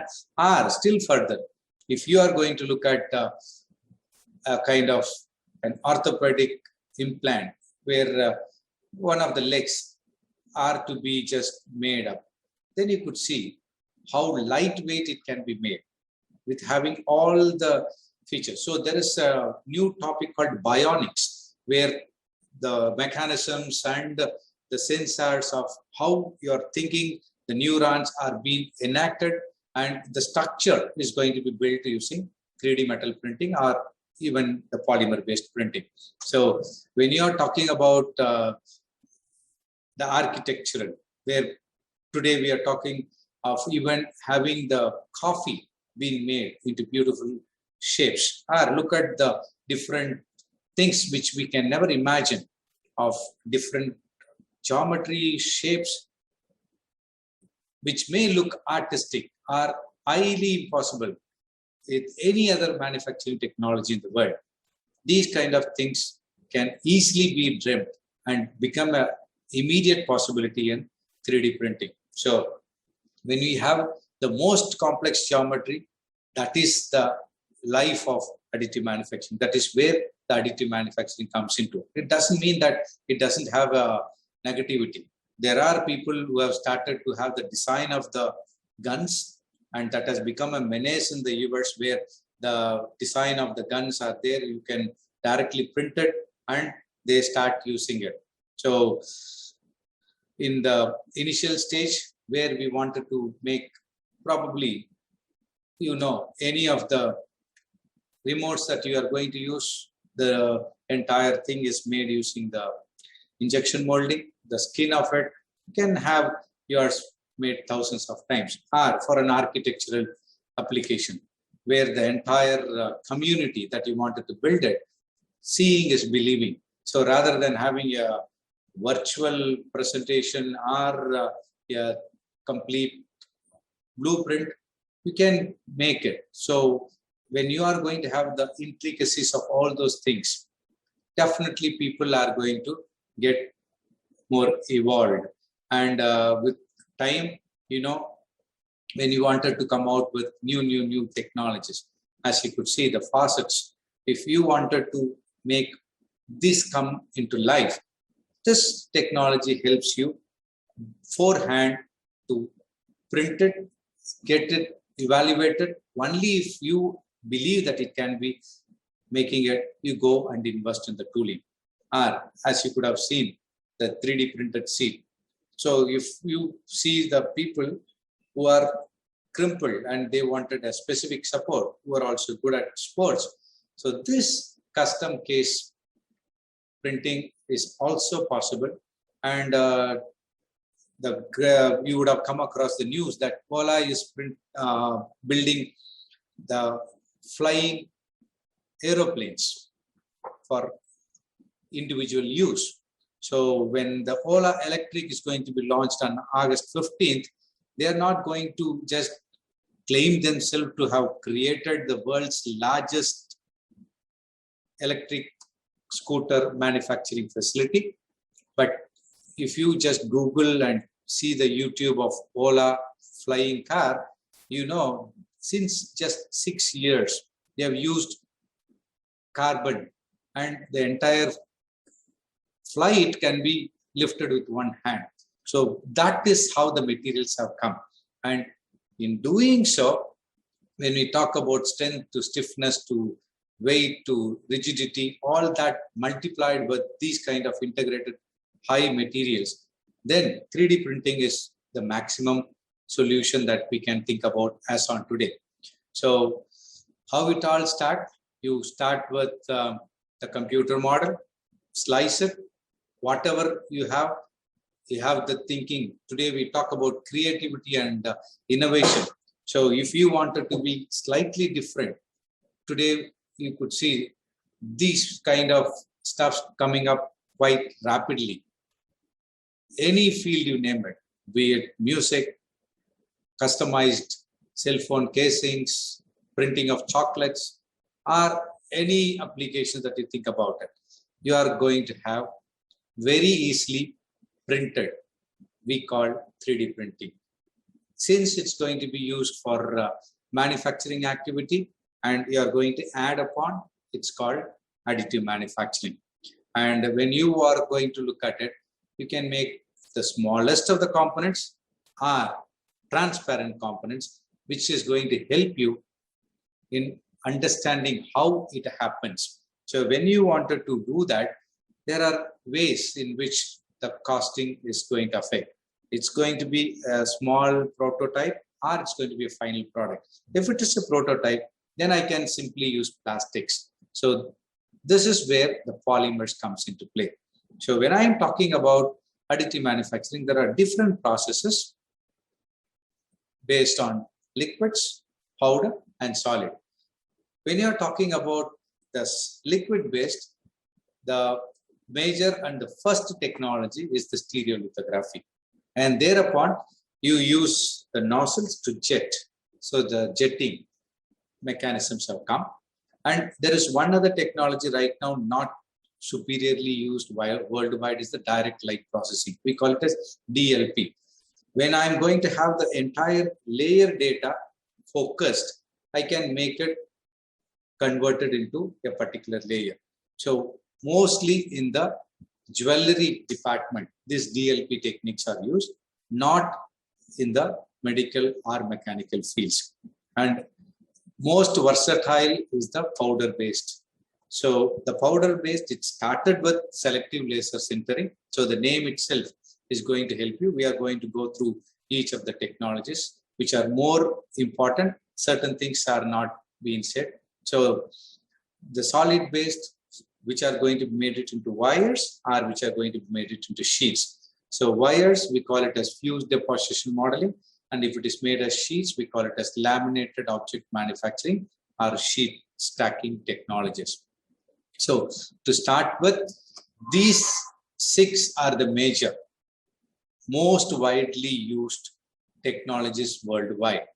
The stereolithography, fused deposition modeling, laminated object modeling or manufacturing, selective laser sintering, electron beam melting, and 3D printing. So how it all happens, when I'm going to have a vat that is going to be rectangular, filled with the photosensitive resins, and have the scanning system which allows the laser beam follow a particular path. So if I'm going to have the entire layer data, I'm going to have the laser beam passing only those locations which are with respect to the CAD data. So only those regions, if I'm going to allow it to fall, the liquid gets converted to semi-solid. Further, it becomes almost a solid. So you could see the figure very clearly. Almost every layers, wherever the light has passed or the laser beam has passed, you are going to have the making. All the other things remains as a liquid. But still further, when you are going to build it in this vertical case, you know, when I'm looking at a gear, if I'm going to have a build like this, I make it horizontal, I don't require any support. But if I'm going to make it vertical, those places which are going to have the overhang, as you could see, the extremmost ends of the gears, which I'm going to have the support structure built parallelly. So if you look at the bottommost layer, you are going to have the laser beam shown here, have a shift shown here, have a shift shown here. So the actual build of the particular model is going to be here in this particular layer. But the parallelly, you are going to have the support structures through the thickness of the entire gears. So you start building one over the other and try to build it. So when you look at it, you have the first layer formed, you drop down, you have the additional flow of the resin, you use your knife kind of material to just remove, so that when I'm going to focus it, there is every possibility. If you look at a liquid, it would have a kind of a hemispherical shape. So I should make it flat. So I am going to use the blade to make it flat, whereby using the scanning system, the lasers are allowed to pass, as you could see here. Those locations which are violet are the ones which are being exposed to the laser light. The ones that are blue are as it is. And in this case, since it is going to be independently good enough of not having a support structure, the support structure is not shown. So once you build one layer, you drop down to the thickness through which the laser beam can photosynthesis. So when I'm going to allow the laser beam fall on the laser, if I increase the power of the laser, the thickness of one layer can be increased. So the power of the laser beam decides the thickness of build of one particular layer. After that, as I said, it moves the wiper blade. The wiper blade makes it perfect. The second layer is exposed. You move the wiper blade, you move down, the final product is built. So there is a possibility. It need not be only top up, but you can also build it upside down. So you could see at any single point of time, 6 different Eiffel Towers are being built in this SLA mission, where you could see the entire vat filled with the resins. So this is the technology. Let me just show you a video.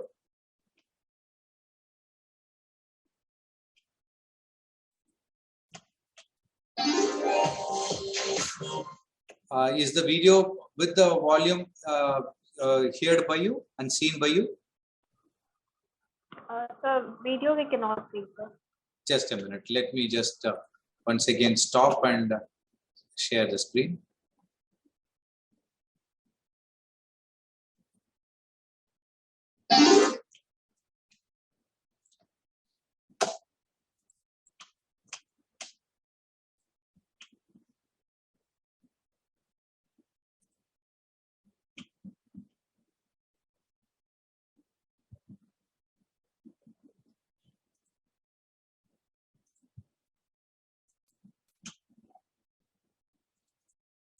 Can you see it now?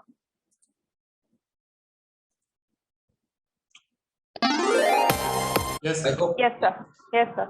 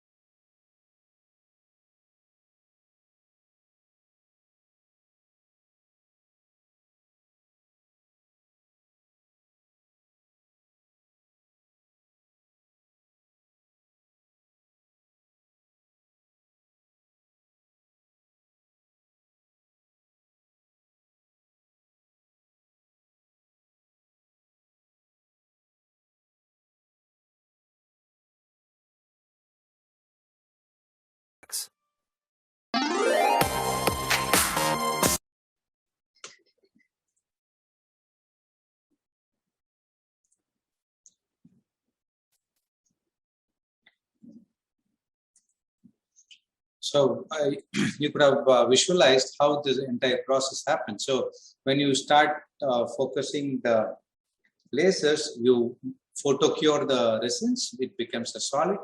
After making it, if there are going to be any initial layers that are there or support structures, you try to eliminate it and still more make it a solid by making the post-processing. And one of the post-processing they go is for keeping it into a oven, UV oven, where it completely cures it and makes it into a solid. And the next one is your mixed material extrusion, which is called the FDM, where you are going to have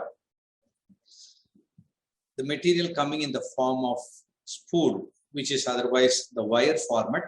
So the wire format, you try to make it fall and follow through your extrusion head.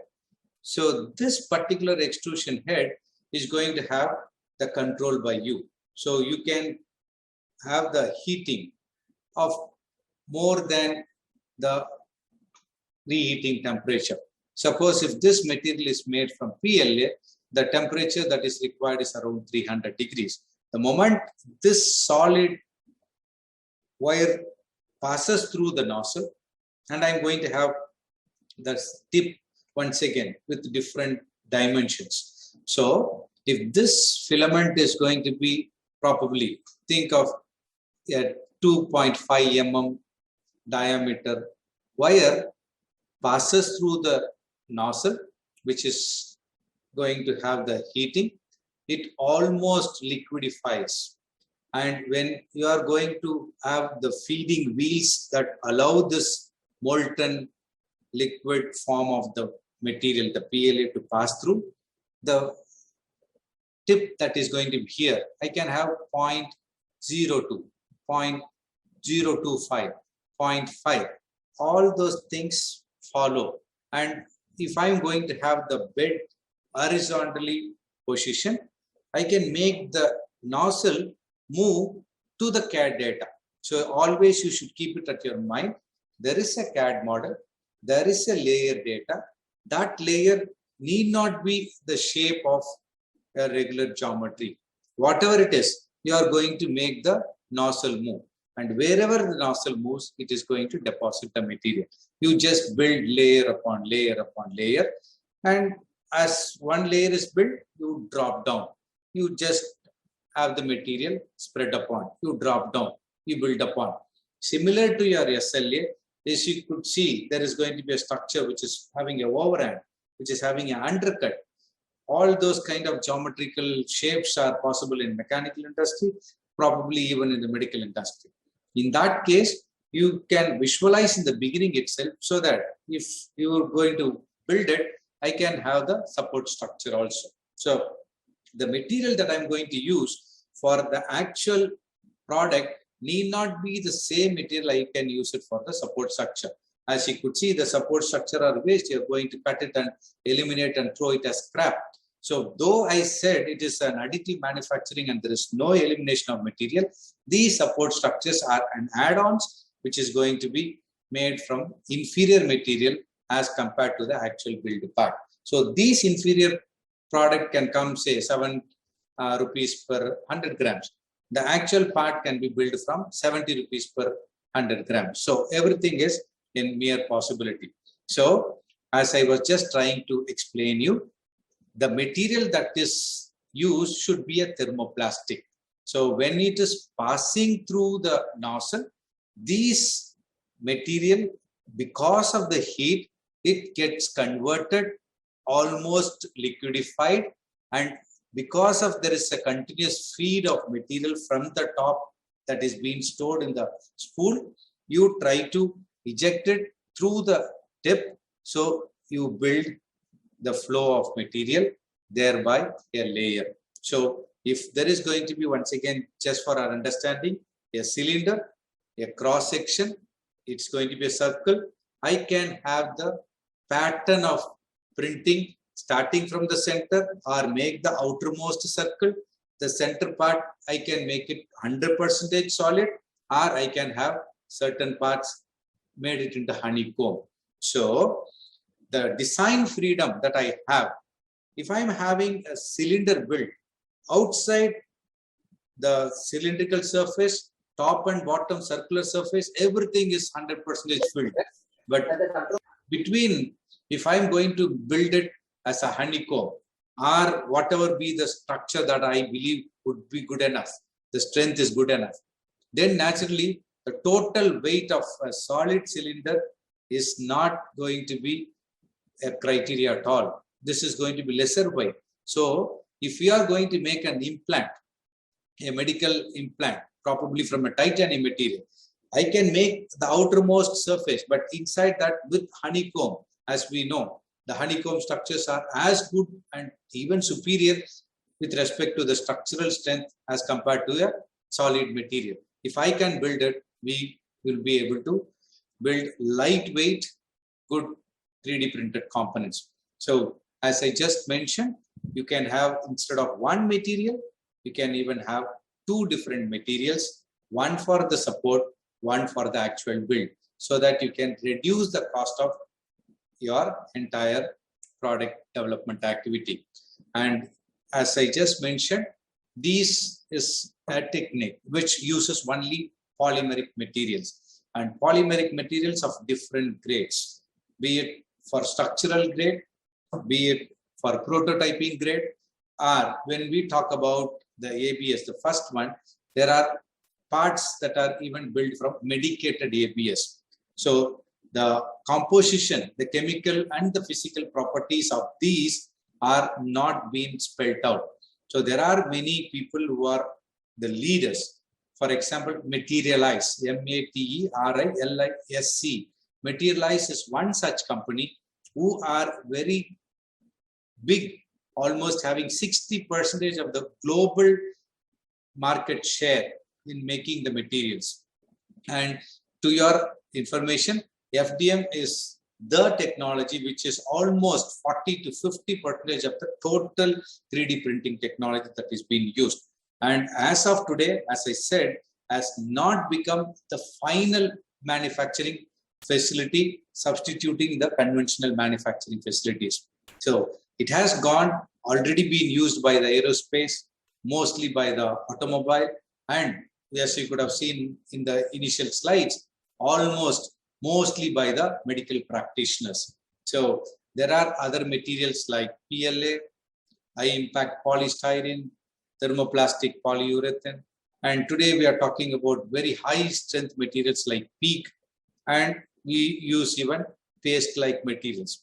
And probably Dr. Anand Kumar, when he is talking about the chemical side of the material aspect, he would be talking about you can have some biomaterials that can be used to make it into wires. So we have filament makers. So you get the part, make it into the balls. That balls you just make it into a billet. Through the extruders, we can make it into wires. These wires I can use it in the FDM machine, try to build whatever part it is. So that freedom is always there when you are going to use FDM machines. And as I just mentioned, even in Amazon, the cost of the machines have come down to even 10 to 20,000 rupees. But when you just look at making FDM in medical applications, you have to more work on the materials aspect. Probably today the development of materials are so high, they are something called bio inks. So they use the bio ink, which is once again part of the stem cell. They use all those technologies and they try to print even the, as I was mentioning, the organs, the skins, all those stuff. Probably let me show you the video behind it.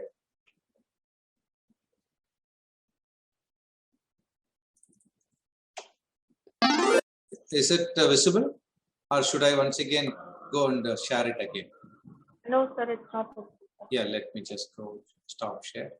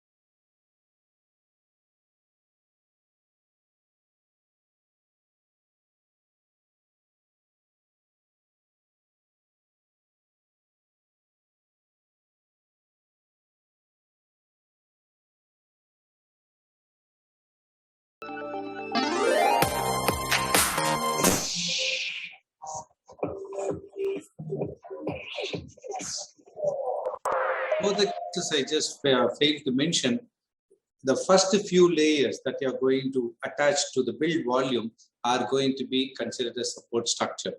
And it is used to remove it. When you are trying to remove it, if that is itself a final product, there is every possibility you are going to use sharp knives to take it off from the support or the build table. So when that build table is not going to have the direct part, you have to build few layers sacrificed exclusive for the support structure. The next technology is your laminated object manufacturing. So the previous two technologies you could have visualized where you are going to have either the laser or the material moving even within that particular layer in a particular fashion. As I mentioned, it could be following the contour of that particular layer, or you can go in a zigzag fashion, or you can create your own. All that depends on how much build time you wanted to reduce it. So build time, as I just mentioned, if I'm going to have a cylindrical, if it is 100% solid, I have to see that at all the locations, the wires are going to be, or the laser is going to fuse the resin. But if I'm going to have a flexibility where I allow the gap between that, it's going to be an air. So air gaps, which we call the bandwidth, can also be fixed. So in the first and the second, the SLA and the FDM, you are going to have the entire layer built by making the actual, we call it the energy source, the laser or the material source, the material to flow. But in this case, the laminated object manufacturing, if I know a particular data, the entire material is going to come in the form of sheets. So the sheet that I'm going to use, if I'm going to make a circle, I don't have to just make the laser or whatever. So I just allow the laser to trace only the outermost geometry. So when that outermost geometry is cut, allow the build volume to move down, make one other layer of the same material, be it your paper, cardboard, even aluminum foils, the metals that can be made it into foils, apply the pressure as well as the temperature, similar to whatever you have seen. Everybody would have gone for laminating your mark sheets. You have a white thin sheet, place your mark, over that you have one other lamination white paper, you allow it to pass through heated rollers, the pressure and temperature are good enough to fuse it. So the technology where the thought process could have been, if at all you have seen the book which is kept under pressure for a very long time and have not taken it, you could see it is getting attached to it. The same, if I am having an adhesion that is created by the gum or whatever the chemical property that you are going to have it, which once again is determined by the company. So the cohesive gum that is there, the pressure and temperature allows to build the entire layer in one single stroke. So I'm not going to build each of the components in that particular layer, only the outermost. And if there is any other things that are to be eliminated, you do it. And since the part could be of a very variable geometry, I should ensure the entire build volume to be in the form of a cube or a cuboid, as simple as that. So wherever the actual geometry is to be cut, you cut it. The remaining space, since you can take it out as a cube or a cuboid, it has to be taken out. The other things by itself can be removed. How to remove it? For that only, you are going to have, you could see on the top, there is a kind of parallel and horizontal lines running. So these lines are going to be traced by the laser so that you are going to make it easy when you remove it. So the process where I am going to build, as you could see, the build table is the horizontal table. The initial few layers, you are going to have the double-sided foam tapes, the double-sided foam tapes that we use and stuck to the walls and tables is the same that you're going to use it, and few dedicated layers like any other technique exclusive for support structure. Thereafter, you build layer upon layer. The remaining things we are going to cross hatch. We call it as cross hatching, vertical and horizontal lines. So the entire geometry is built in one single stroke, just making the laser traverse, and once again controlling the power of the laser so that it cuts only that thickness of that particular foil or paper or cardboard. And the strength of it is determined by the gum that you're going to use it, the pressure and temperature that you're going to give it. So you have, you are going to have a table spread. When you go to any marriage halls, they spread it. So you have a large, a particular diameter and with sheet spread, you just make the cut, whatever the remaining things is being taken off. You have a feed roller. The number 8 is the takeoff roller. So when I'm having the material feed roller, it moves up. You are going to use your laser, control and cut the geometry, probably any geometry that is there. The remaining of that particular things is going to be cross-hatched. You take it off as the takeoff roller or waste take-up roll. Allow the heat and pressure to be given by this heated roller. You allow the material, build layer upon layer. And at every point of time, once this is built, the build table keeps moving down.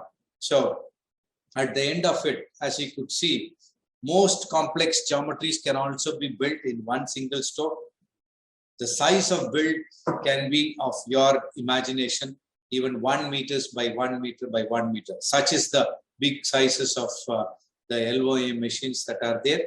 And these cross hatchings are going to be greatly helpful to eliminate the support material. So that is the need of the cross hatching. So which is going to help in making any study materials, probably the classroom materials, all the models. But once again, if you think of something called as investment casting, if at all you have heard about the terms, the idols that are there, the shapes that we get, you are going to have the wax filled inside, and on top of it, you make the mold. Once you heat it, the wax comes out. You allow the copper or whatever the material to fill it and make it into beautiful idols of gods. So instead of using the wax, I can make it with paper, try to make the mold and get it. So let me show you how the LOM technology works.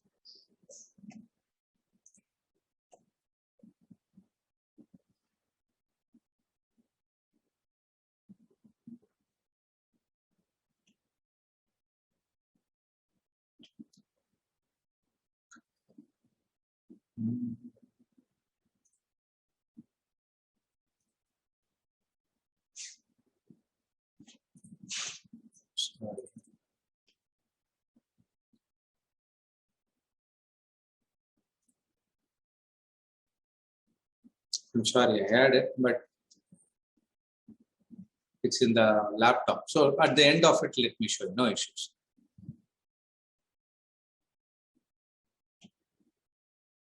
Is the screen still visible? I am in the 60-second slide. Yes, sir. Okay. So the next technology, of course, is the selective laser sintering, where the title itself is going to help you, where you have two terminologies. One is melting, another one is sintering.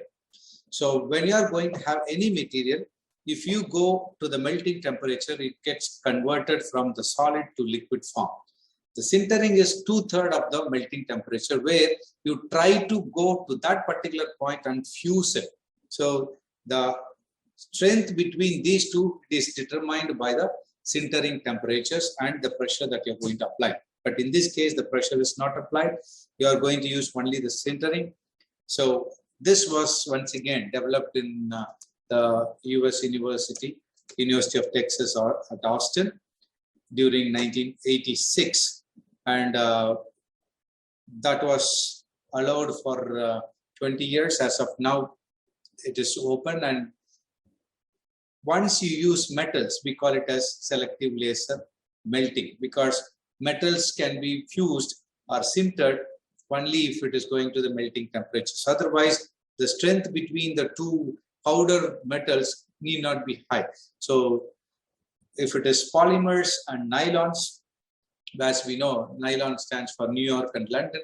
So the material that are being parallelly developed during the time between First and Second World War, this has started to be used even in the medical industry today because of its good chemical and temperature properties. So as you could see, I am going to use the powders, and these powders are going to be focused by the lasers to the required sintering temperature, and wherever the laser passes, as you could see the yellow line that passes, the material gets sintered, which gets converted into whatever the color that you see, the gray color. And the material initially comes in the form of powders. So the material I am going to allow to spread on the build platform. The build platform is on the right hand side. The powder dispenser is on the left hand side. And of course, there is one other takeoff piston cylinder assembly on the right hand side. For understanding, it is being shown here.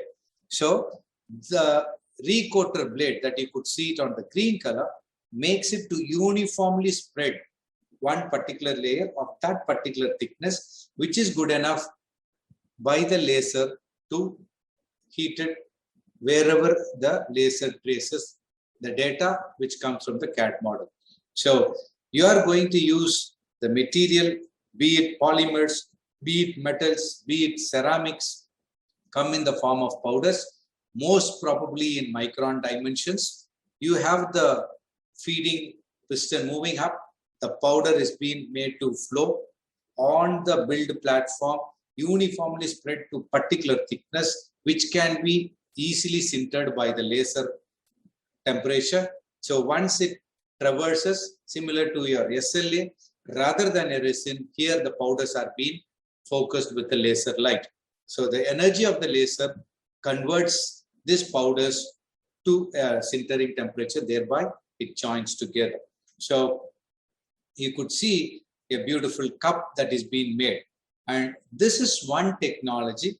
Of course, though there are requirements of support structures, you could easily visualize both in the previous technology LOM and this SLS, the thought of your support structures need not come.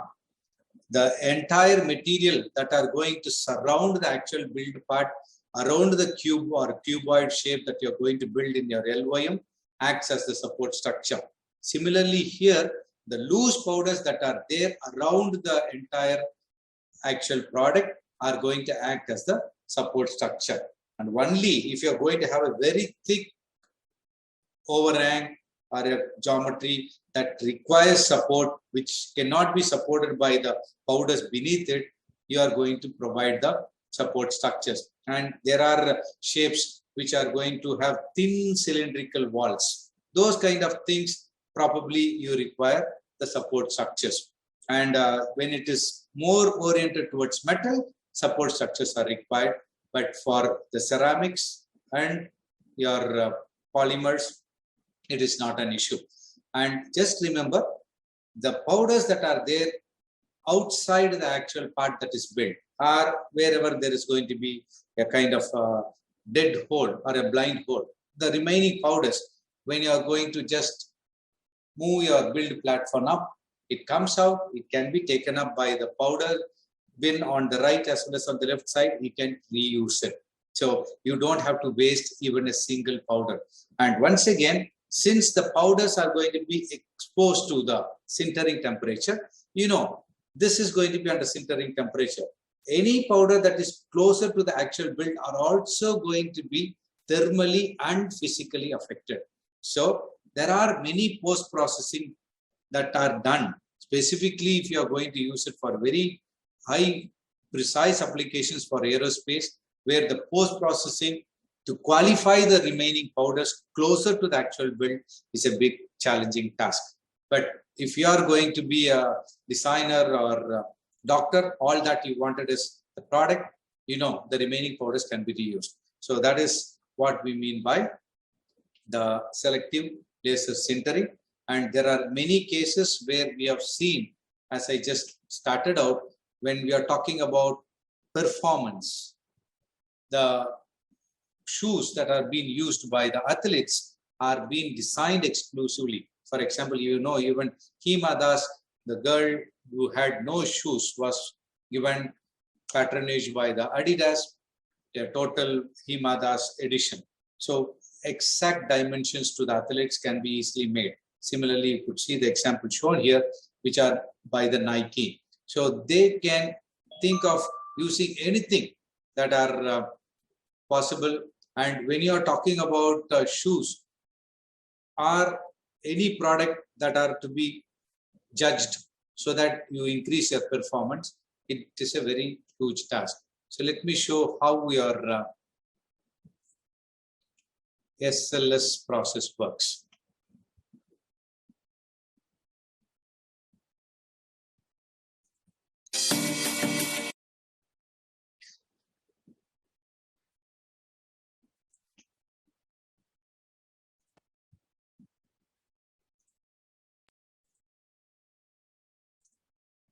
So you can see the video?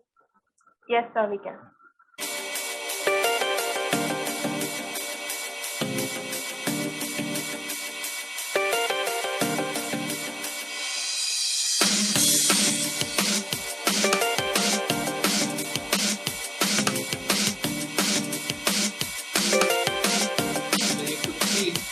The actual parts that is built, where you have the nesting of parts. It would not be the same component. So if I just revisit the video, so you can see it is not single shape. Many things can be built at single point of time, and this is the basic table.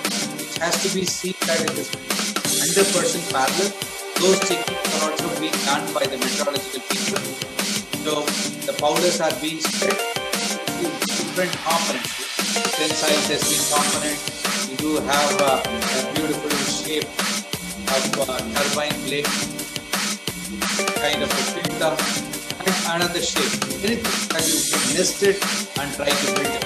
So the temperature of the laser is more important, and thickness and temperature is what they try to do. So you could see the straight lines being done so close and so far. So the movement of the laser determines the speed, and the thickness of the laser once again determines the build time. So once at the end of the build, you could see the most complex geometries that are coming out. So this is a metal printer. So at the end of it, it's going to be taken out as I was mentioning for SLA, you try to have the UV oven. Here also, you expose it to the final heating sources. So at the end of it, structures which are very thin. So those are the support structures. So you try to so anything that you build it, probably one of that was, as I mentioned, going to be for the tensile test. So when I'm going to build it, how much of tensile test is going to be taken out. So if for medical applications, you are going to make it for the probably a titanium implant or any new composition of a chemical where I can think of using it. Initially, we have to qualify it both for medical and medical characterization, so we can build it in one single flow. And since you wanted to make it as an additive manufacturing part, I can go for even the finishing operations. The finishing operations, as you could see, something like grinding and filling, or even not just one time, surfaces, printed, and thereupon other products. The developments that are happening in natural 3D and by using the reverse technology, the laser conversion, we can qualify. And we are having the master balance at how much deviation of things are done.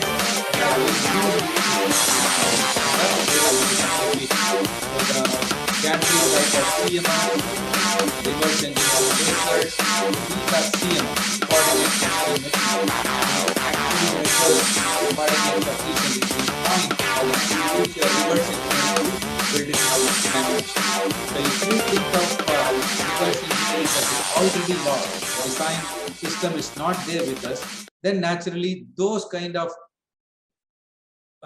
products which are not there, then you can think of using these kind of reverse engineering and other tools to build the product. So if I'm going to use polymers, you call it a selective laser sintering. If I'm going to use metals, I call it a selective laser metals. And there is direct metal laser sintering, where the metals are allowed to pass around the lasers, and as and when it passes, it builds it. And there is one other technology called laser engineered net shaping. So where even the most complex geometries at in situ site, where if you are going to use, if you think and imagine the Boeing engines that are there in the aeroplane, the GE that makes the engines, even if there is going to be a wear of few microns, you know how much of noise it would create. So it has to be exactly super finished. So that wear and tear, if I can allow the material to be coated to the wear thickness, then it is easy to replace it, the servicing part of it. So this technology has gone to making, rather than making it disqualified as a material, we can still make it useful. So repair was also possible. So that is with respect to SLS. And of course, the SLM, DMLS, electron beam, instead of, rather than using a laser, if I'm going to use electron beam, and you know, electron beam is a very high temperature, more than 1400 to 2800, we can think of making parts from stainless steel, titanium, and tungsten. So if you're going to use electron beam, you know, it requires a inert environment, a vacuum. So all those things are going to be dealt with Professor Pradeep Kumar tomorrow. So I'll just show you. Okay, the next most colloquial term that was accidentally created by the project students of MIT is the 3D printing. So, you know, when I'm going to have, probably everybody would have seen how the chapatis are made. You have the flour. If I'm just going to make the water just poured into it, it gets almost converted from what was initially a powder into a dough. So the same technology is being used. So if I'm going to have a powder where I am going to have an adhesive, so if I'm just, rather than a water, if I'm going to put an adhesive, if it becomes a kind of a solid, and I just have the addition between the two molecules, and I make the solid.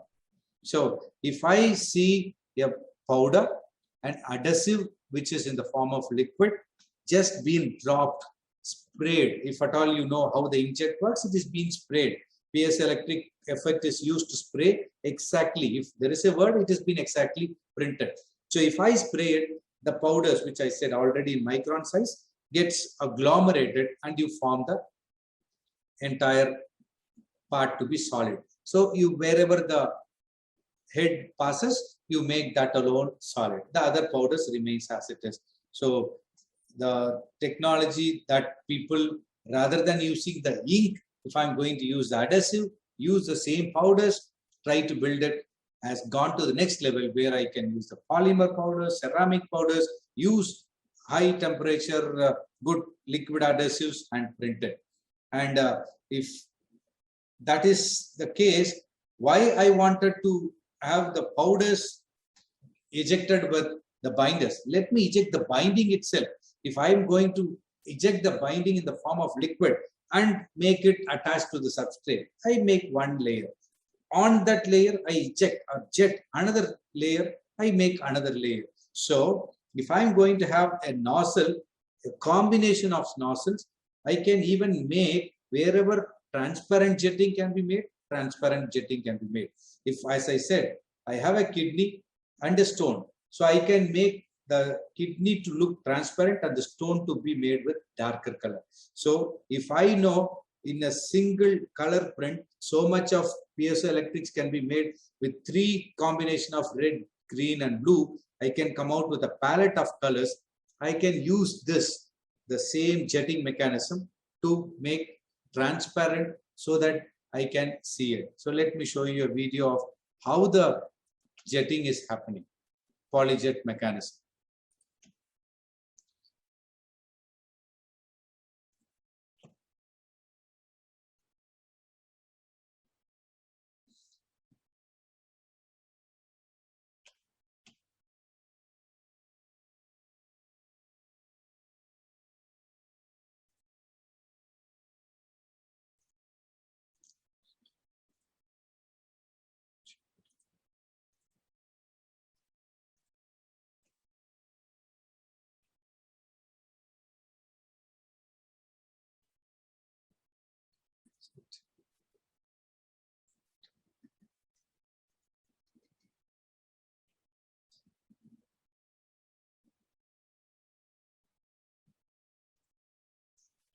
Hey Sean, you remember that video that you made the second ball? You want to switch compressors and do it with that. Maybe you realized The video is not visible. 3D printing. The clip technology from the company.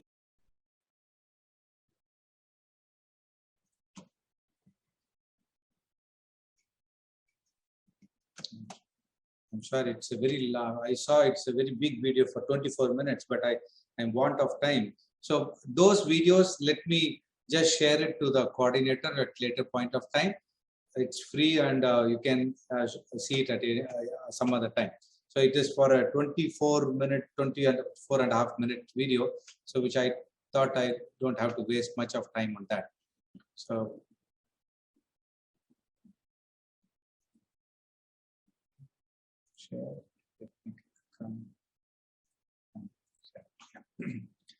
so that is with respect to the material jetting. So where you have the material itself being jetted and you try to have that.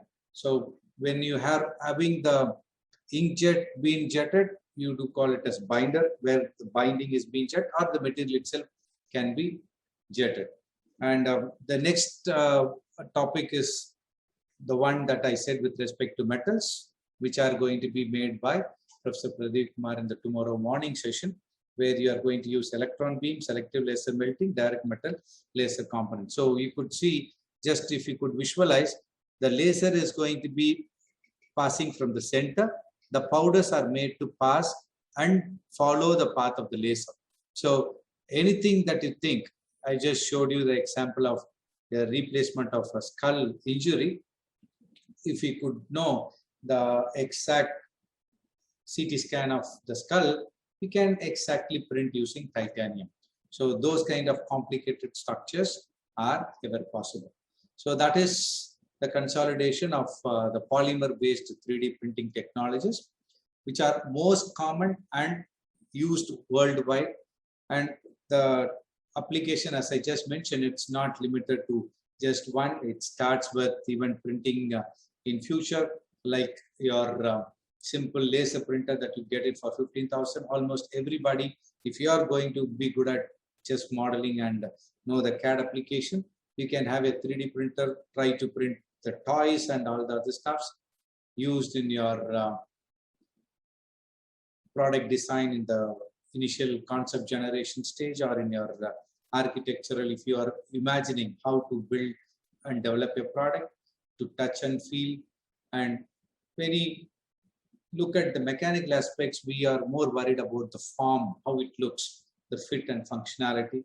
So all these kind of changes in the thread patterns of your tires, or if you just once again look at the kid seats that are at the back of it, how you can have it so that when we are talking about the NCAP ratings, when there are many accidents, and today we are talking about even Nitin Gadkari coming out with all vehicles coming out with 6 airbags. What was once a luxury has today become essentiality.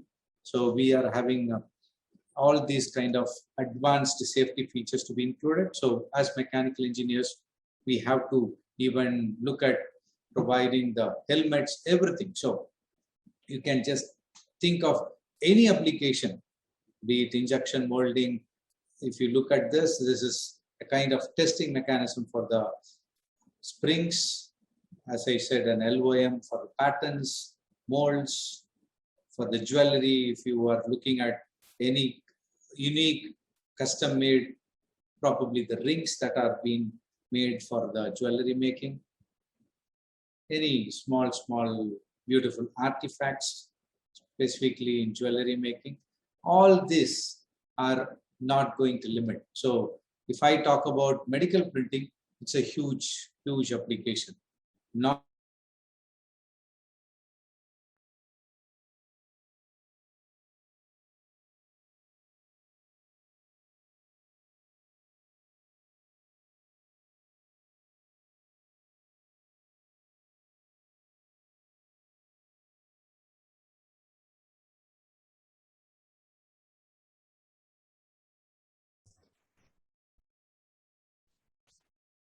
So suddenly you're muted. Hello.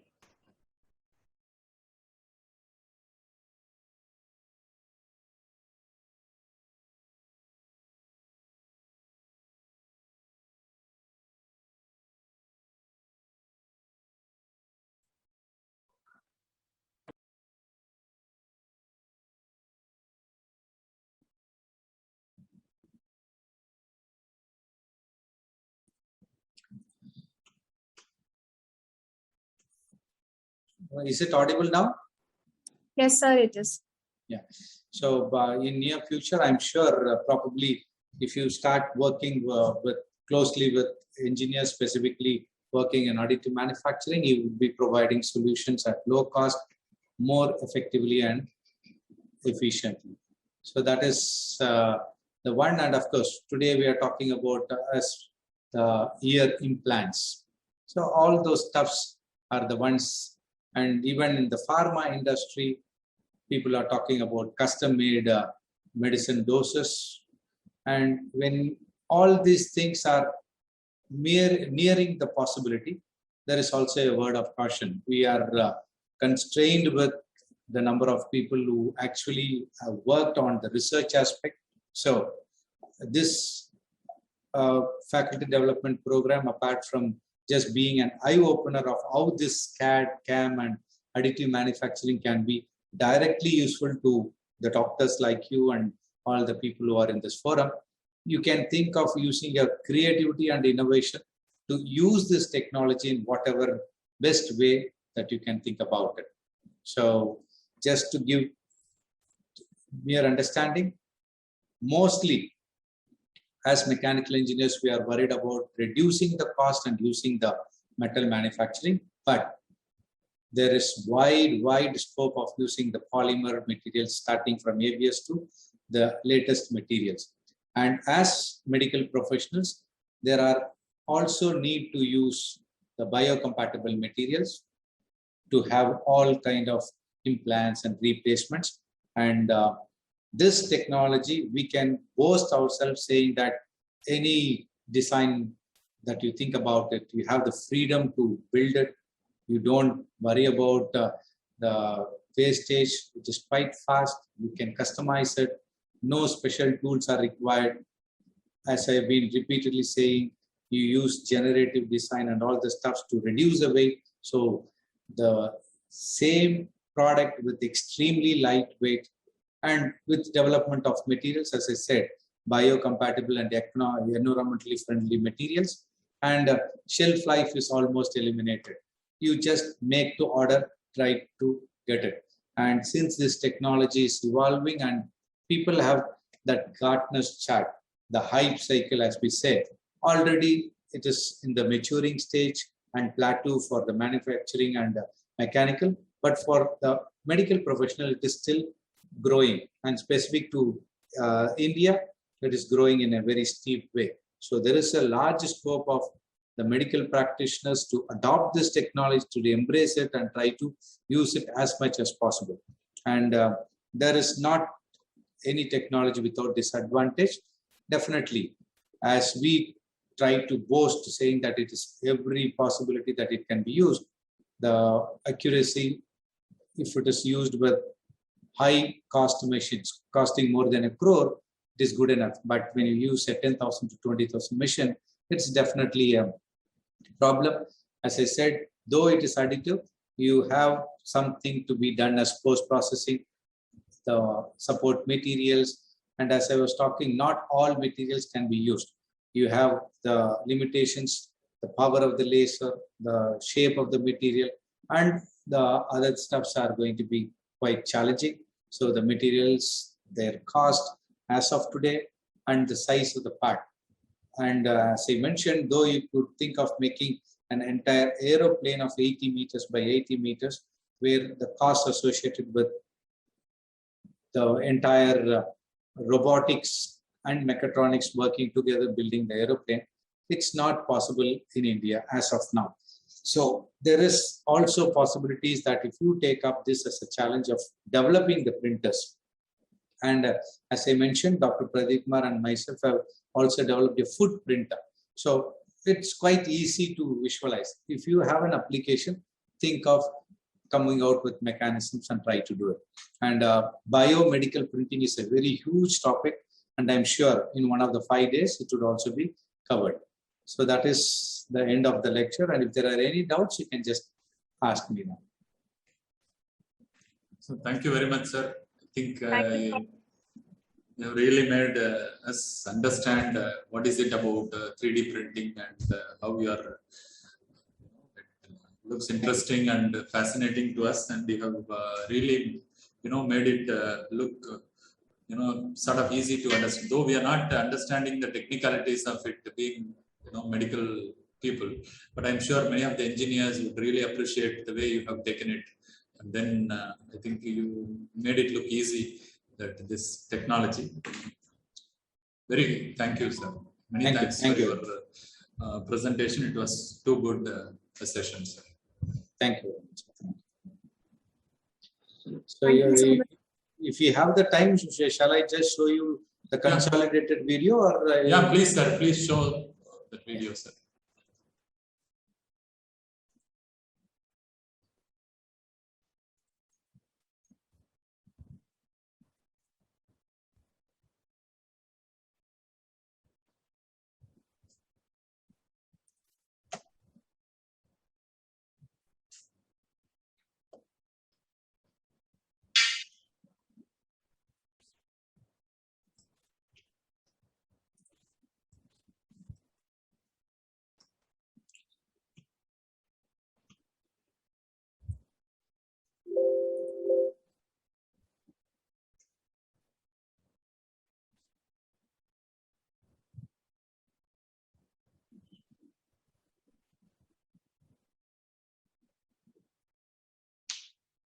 So the video is visible, sir?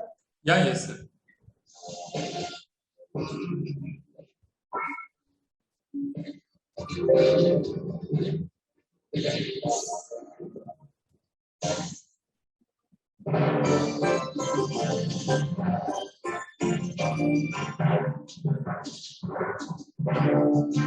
The Fundamental Manufacturing Processes video series, examining the tools and techniques of manufacturing. This program explores the fundamentals of rapid prototyping. Rapid prototyping is a general term encompassing a variety of systems used to create three-dimensional physical models directly from electronic data. These rapid prototyping systems primarily create models using a layer-by-layer or additive means of construction. More recently, though, systems using a combination of additive and subtractive layering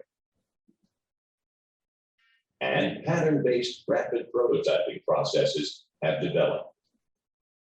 The rapid prototyping industry began with the development of the first rapid prototyping technology in the mid-1980s. Rapid prototyping technologies are based on the solid modeling portion of computer-aided design, or CAD. Solid modeling involves using CAD model data to fully describe a part shape, including its interior volume and outside surfaces. Rapid prototyping systems use this solid modeling data to build fabrications layer by layer in extremely thin cross sections. These cross sections or slices are stacked one atop another in succession until the shape is complete. This permits manufacture intricate and complex shapes and surfaces much more simply than by conventional methods. Rapid prototyping technologies can also produce models using scan data generated from the three-dimensional digitizing of existing parts and medical imaging devices. The materials used for producing prototypes rapidly are broadly classified as either liquid, powder, filament, or foil. Typically, rapid prototyping systems operate untended. Upon completion, some post-processing, such as surface finishing or support removal, can be required. The net result of rapid prototyping, though, is a marked reduction in fabrication time and cost of models. Although rapid prototyping technologies were initially developed to create physical models for design approval and part verification, many other technological applications have emerged, such as the creation of rapid tooling for molding processes, low-volume parts production, the manufacture of patterns for casting, the production of functional prototypes, and more. Rapid prototyping systems range from large modelers suitable for shop floor and laboratory environments to smaller desktop modelers. Within this range, there are numerous rapid prototyping technologies and systems, with the primary types including stereolithography, selective laser sintering, fused deposition modeling, ultrasonic consolidation, the Pro-Metal system, the Thermojet modeler, the 612 modeler, the Z810 modeler, the Eden 330 modeler, and room temperature vulcanized tooling. Stereolithography, first of the rapid prototyping technologies, is a liquid-based process for making models. The models are built in layers within a reservoir of a liquid, thermosetting, epoxy-based photosensitive polymer by selective curing with the ultraviolet light from a focused low-power laser beam. The laser beam continuously traces and selectively hardens the thin layer of polymer according to the CAD file. Once tracing of the layer is complete, the platform that the model is built on moves down precisely one layer. Liquid resin is then dispensed over the model, and tracing of the next layer begins. Minimum layer or slice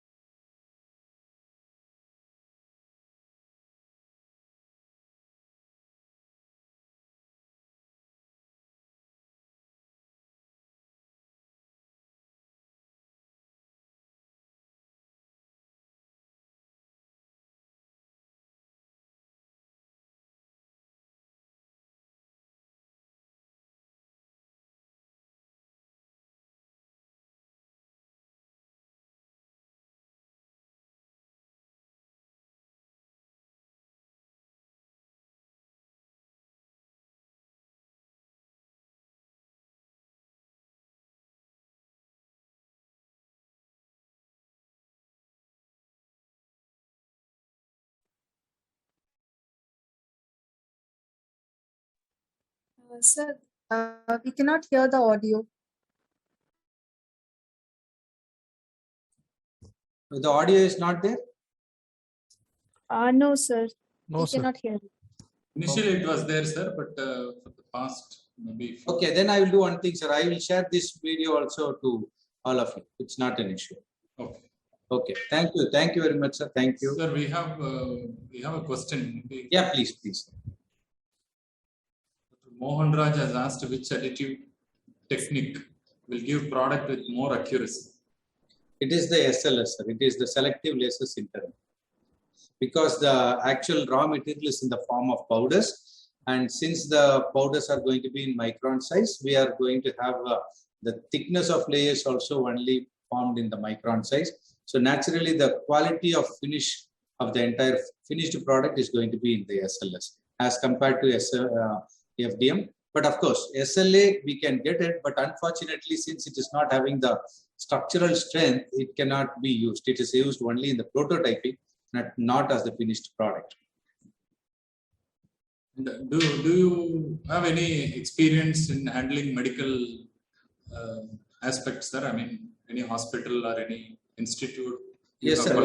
The AFH Institute for CAD/CAM, we have already worked with MMC orthopedic doctors to have the jigs and fixtures designed for having a kind of an operation in the spine. So as well as for the orthopedic applications, we have made the models. So these two we have worked with actual doctors, but the research work along with the PG students have been done on printing the medical models. Okay. Sir, can you brief about the electron beam machining, sir, and Yes, comparison comparing with SLM? What is the accuracy and cost wise? Sir, actually, sir, the SLM and EBM are capable of making materials both to the high temperature materials like titanium. But since SLM is going to be made on a normal atmospheric temperature, the kind of protection that is required for the EBM, the vacuum and inert environment is not required. So the cost of machining and developing the product is less. But with EBM, the product, the chemical and physical properties do not change. So that is why EBM has been proven to be superior in terms of the build quality as compared to SLM. Okay, sir. Okay, thank you. About cost, sir, when we comparing the cost with SLM and the EBM. So which one is? The EBM is costly. Okay. Yeah, but the SLM, depending on the table and the product volume size that you build, it comes minimum to 1.5 to 2 crores now. But initially it was very expensive, costing more than 5 crores. But now we are hearing machines to be as low as even 1.5 crores.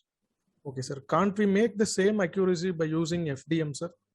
Definitely you can try. But today we are talking about printing metals using FDM. Whereas I was talking about, you can have the polymer and metal powders mixed together and extruded to a filament and try to have the actual part build up.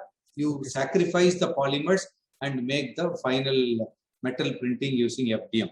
So that kind of research work has already been carried out by our undergraduate students, and they were successful of printing even metal printing using FDM. So you could see the metal printing requires temperatures more than 700 to 800, even if it is aluminum. But with the FDM machines, they were able to print, having the post processing like using your heating chambers, they were able to print and get it done. Yes, sir. As you said, the polymer FDM is available, sir. So I don't know, the metallic printer is available. Yes, you just Google and see, sir, because we are also researching and working on such kind of activities where polymer mixed with the metals, the copper specifically, in volume weight fraction, as the classic lamination theory and other stuff. We are printing the layers and sacrificing the polymers, and we get the metal part printed. So that is also been tried out by one of our undergraduate students last year in spite of the pandemic, and they were quite successful. Thank you, sir. Thank you so much. Yes. So how good the work or collaboration of your UG and PG students in all these research activities, sir? Sir, quite fortunate that both myself and Professor Pradeep Kumar has been taking this subject as an elective for the last 10 years. And to be honest, along with the material science, all the A, B, C, D and material science students continuously take this as an elective. And now almost every semester, minimum of 3 to 5 batches in the undergraduate and at least 5 to 6 students in the postgraduate are working more aligned. For example, in the last year, one of the students was creating a foam material, metal foam, where the 3D honeycomb structure is being printed from the FDM. You use the sintering technique, the metal gets sacrificed, you get a piston kind of stuff, which is like a foam. So we have just tried it as a research, but the application is unlimited. So with the FDM itself, we can print a metal part. So we're sacrificing and making it as a foam. That kind of projects are already being done exclusively for the last 5-6 years. It is very high. Sir, actually, one more question, sir. Actually, how far the medical application we are using additive manufacturing at present? So still people are using conventional method or moving forward to this additive technique, sir? Yes, sir. Now, for at least for the visualization effect, most of the doctors, if it is a critical exercise, they go for 3D printing. But we are talking about scaffolds where the bone, if you are going to have the restructuring, you can have the scaffolds that are being designed and placed around the, which allows to become sacrificial. They are made from medicated ABS and they have tried it out. So in India, probably in another few years, when there is a lot of interaction between the doctors and if there is any accrediting board, definitely we can take it forward. Yes, sir. That's what actually one more question, sir. Is there any specific method for making medical implants, especially as you said, fractured bones replacing? So these kind of issues in medical area. So whether we are using any specific method in additive technique, especially EBM or SLM or... Yes, sir. But as of now, the problem is the bottleneck with having the facility. And to be honest, if there are going to be any good hospitals and the director, as I was talking, Pradeep Kumar was also giving a kind of proposal to Dr. Arun Kumar, where if we can get a 3D metal printer and trying out these kind of research problems, where specifically for the dental and orthopedic implants, reducing the weight and tailor-made low weight, probably the designs can be made for the different medical applications. That can be tried out. As of now, it is not too much specifically, as my knowledge goes, within Chennai and Tamil Nadu region. It is there in the Bangalore where the people printed for the automobile sector, but not in the medical field. Okay, sir. Is there any specific technique, sir? So SLS like SLM and... You can go for metal 3D printing, so the SLM. That is good enough. Yeah, that is good enough. As you said, EBM is also good, but unfortunately, the cost is not within the reach. So if there are, for example, 3D printing, when it started in 1997-98, AFRG was the first center where we had a FDM machine costing more than 20 lakh. On time share basis, the Ashok Leyland, TVS and Anna University shared the entire mission. So if that kind of things are also possible with, and of course, Crescent University at that point of time was also part of it. So if these kind of inter-university and the medical hospitals and universities can join, we can at least take it forward, because this is going to be in another 10 years has been speculated, be a technology used by the doctors by 2030, 2035. Sure, sir. Sure. Thank you, sir. Thank you, sir. Can I ask a question? Yes, sir. Yes, sir. Sir, I am an orthopedic surgeon. Basically, your 3D printing, the techniques which you described was very good.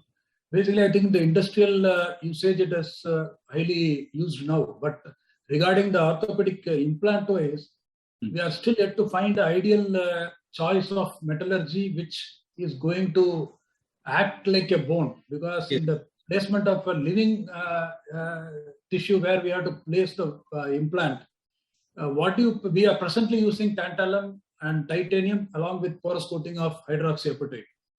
But what do you see in the future of 3D printing? What ideal metallurgy can replace bone? Sir, as of now, we are also hearing that titanium is the best material, but on the design aspect. So we call it as design for additive manufacturing. So reducing the weight and the structural aspect is what we are working on. But on the materials aspect, we have professors from IIT Bombay who are working on the metallurgical aspect, and IIT Madras also they are working on the metallurgical aspect. But we work on the design aspect. Probably I can communicate and speak with them and get back to you, sir.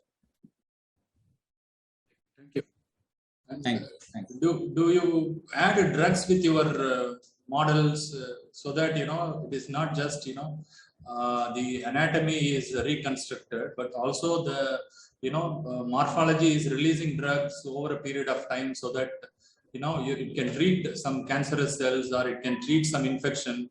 In fact, tomorrow I believe both Dr. Pradeep Kumar as well as Dr. Anand Kumar may be speaking about it. Okay. So they have got one such kind of proposal where they were ready to work with a US industry, where specifically for the breast cancer, they wanted to print a PLA kind of stuff, which is sacrificial and biocompatible, where the drug can be placed and they wanted to cure it. Since it required many medical, all the clearances, our university was not too keen in taking it forward. It was an Indo-US project, but still, Professor Ananda Kumar and Dr. Pradeep Kumar are working in that field. So something is going on in that area also. Yes, sir. Yes, sir. Yes, sir. Anything else? No questions? Thank you so much, sir. We have one more question from Mr. Deepak.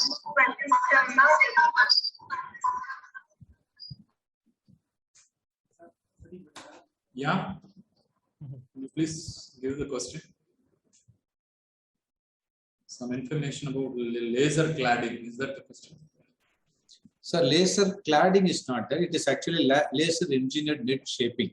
Okay. So yeah, as I was just mentioning, it is coming under the metal 3D printing, which Dr. Pradeep would be talking about tomorrow. So when you are going to have, as I said, in a large rotating machinery, because of the wear, there would be every possibility that that wear would increase the vibration as well as the wear may instantaneously lead to failure. So if we have already an existing shaft of a particular diameter and it gets reduced by few microns, we can think of reconstructing by the same parent material, having one more or two more layers, which can be easily got from the reverse engineering data from the CAD. So that particular data alone, we can have the entire circular or cylindrical shape to be reworked. So it's more like a cladding, but since we are doing it precisely to have any complicated geometry also, we call that as laser engineered knit shaping. Thank you, sir. Thank you so much for such an informative session. We appreciate your time for the session, sir. Yeah, Thank you, sir. It is a marathon session, sir. I was wondering how we are maintaining our stamina to give a lecture of two hours and odd without losing energy even at the end of it. It was a wonderful session, sir. We are so happy and thankful to you. Thank you. Thank you. Thank you very much. Thank you. Forward for Dr. Pradeep and Dr. Anand Kumar session tomorrow. Okay. Thank you, sir. Thank you. Communicate my thanks to both of your colleagues, sir. Thank you, sir. Sure, sir. I'll do that. Thank all the participants. We'll meet tomorrow morning for the next session. Yeah, tomorrow I think we will have sessions by Dr. Ramesh, neurosurgeon, and by Dr. Pradeep and Dr. Anand Kumar. And like today, we will try to meet by 9, and then in case if there is a gap, we leave it and then we meet in the afternoon. I thank every one of you for attending this program, and I could see more than 100 participants are there even after 3:30 or 3:45. And I thank every one of you for your active participation. Thank you very much.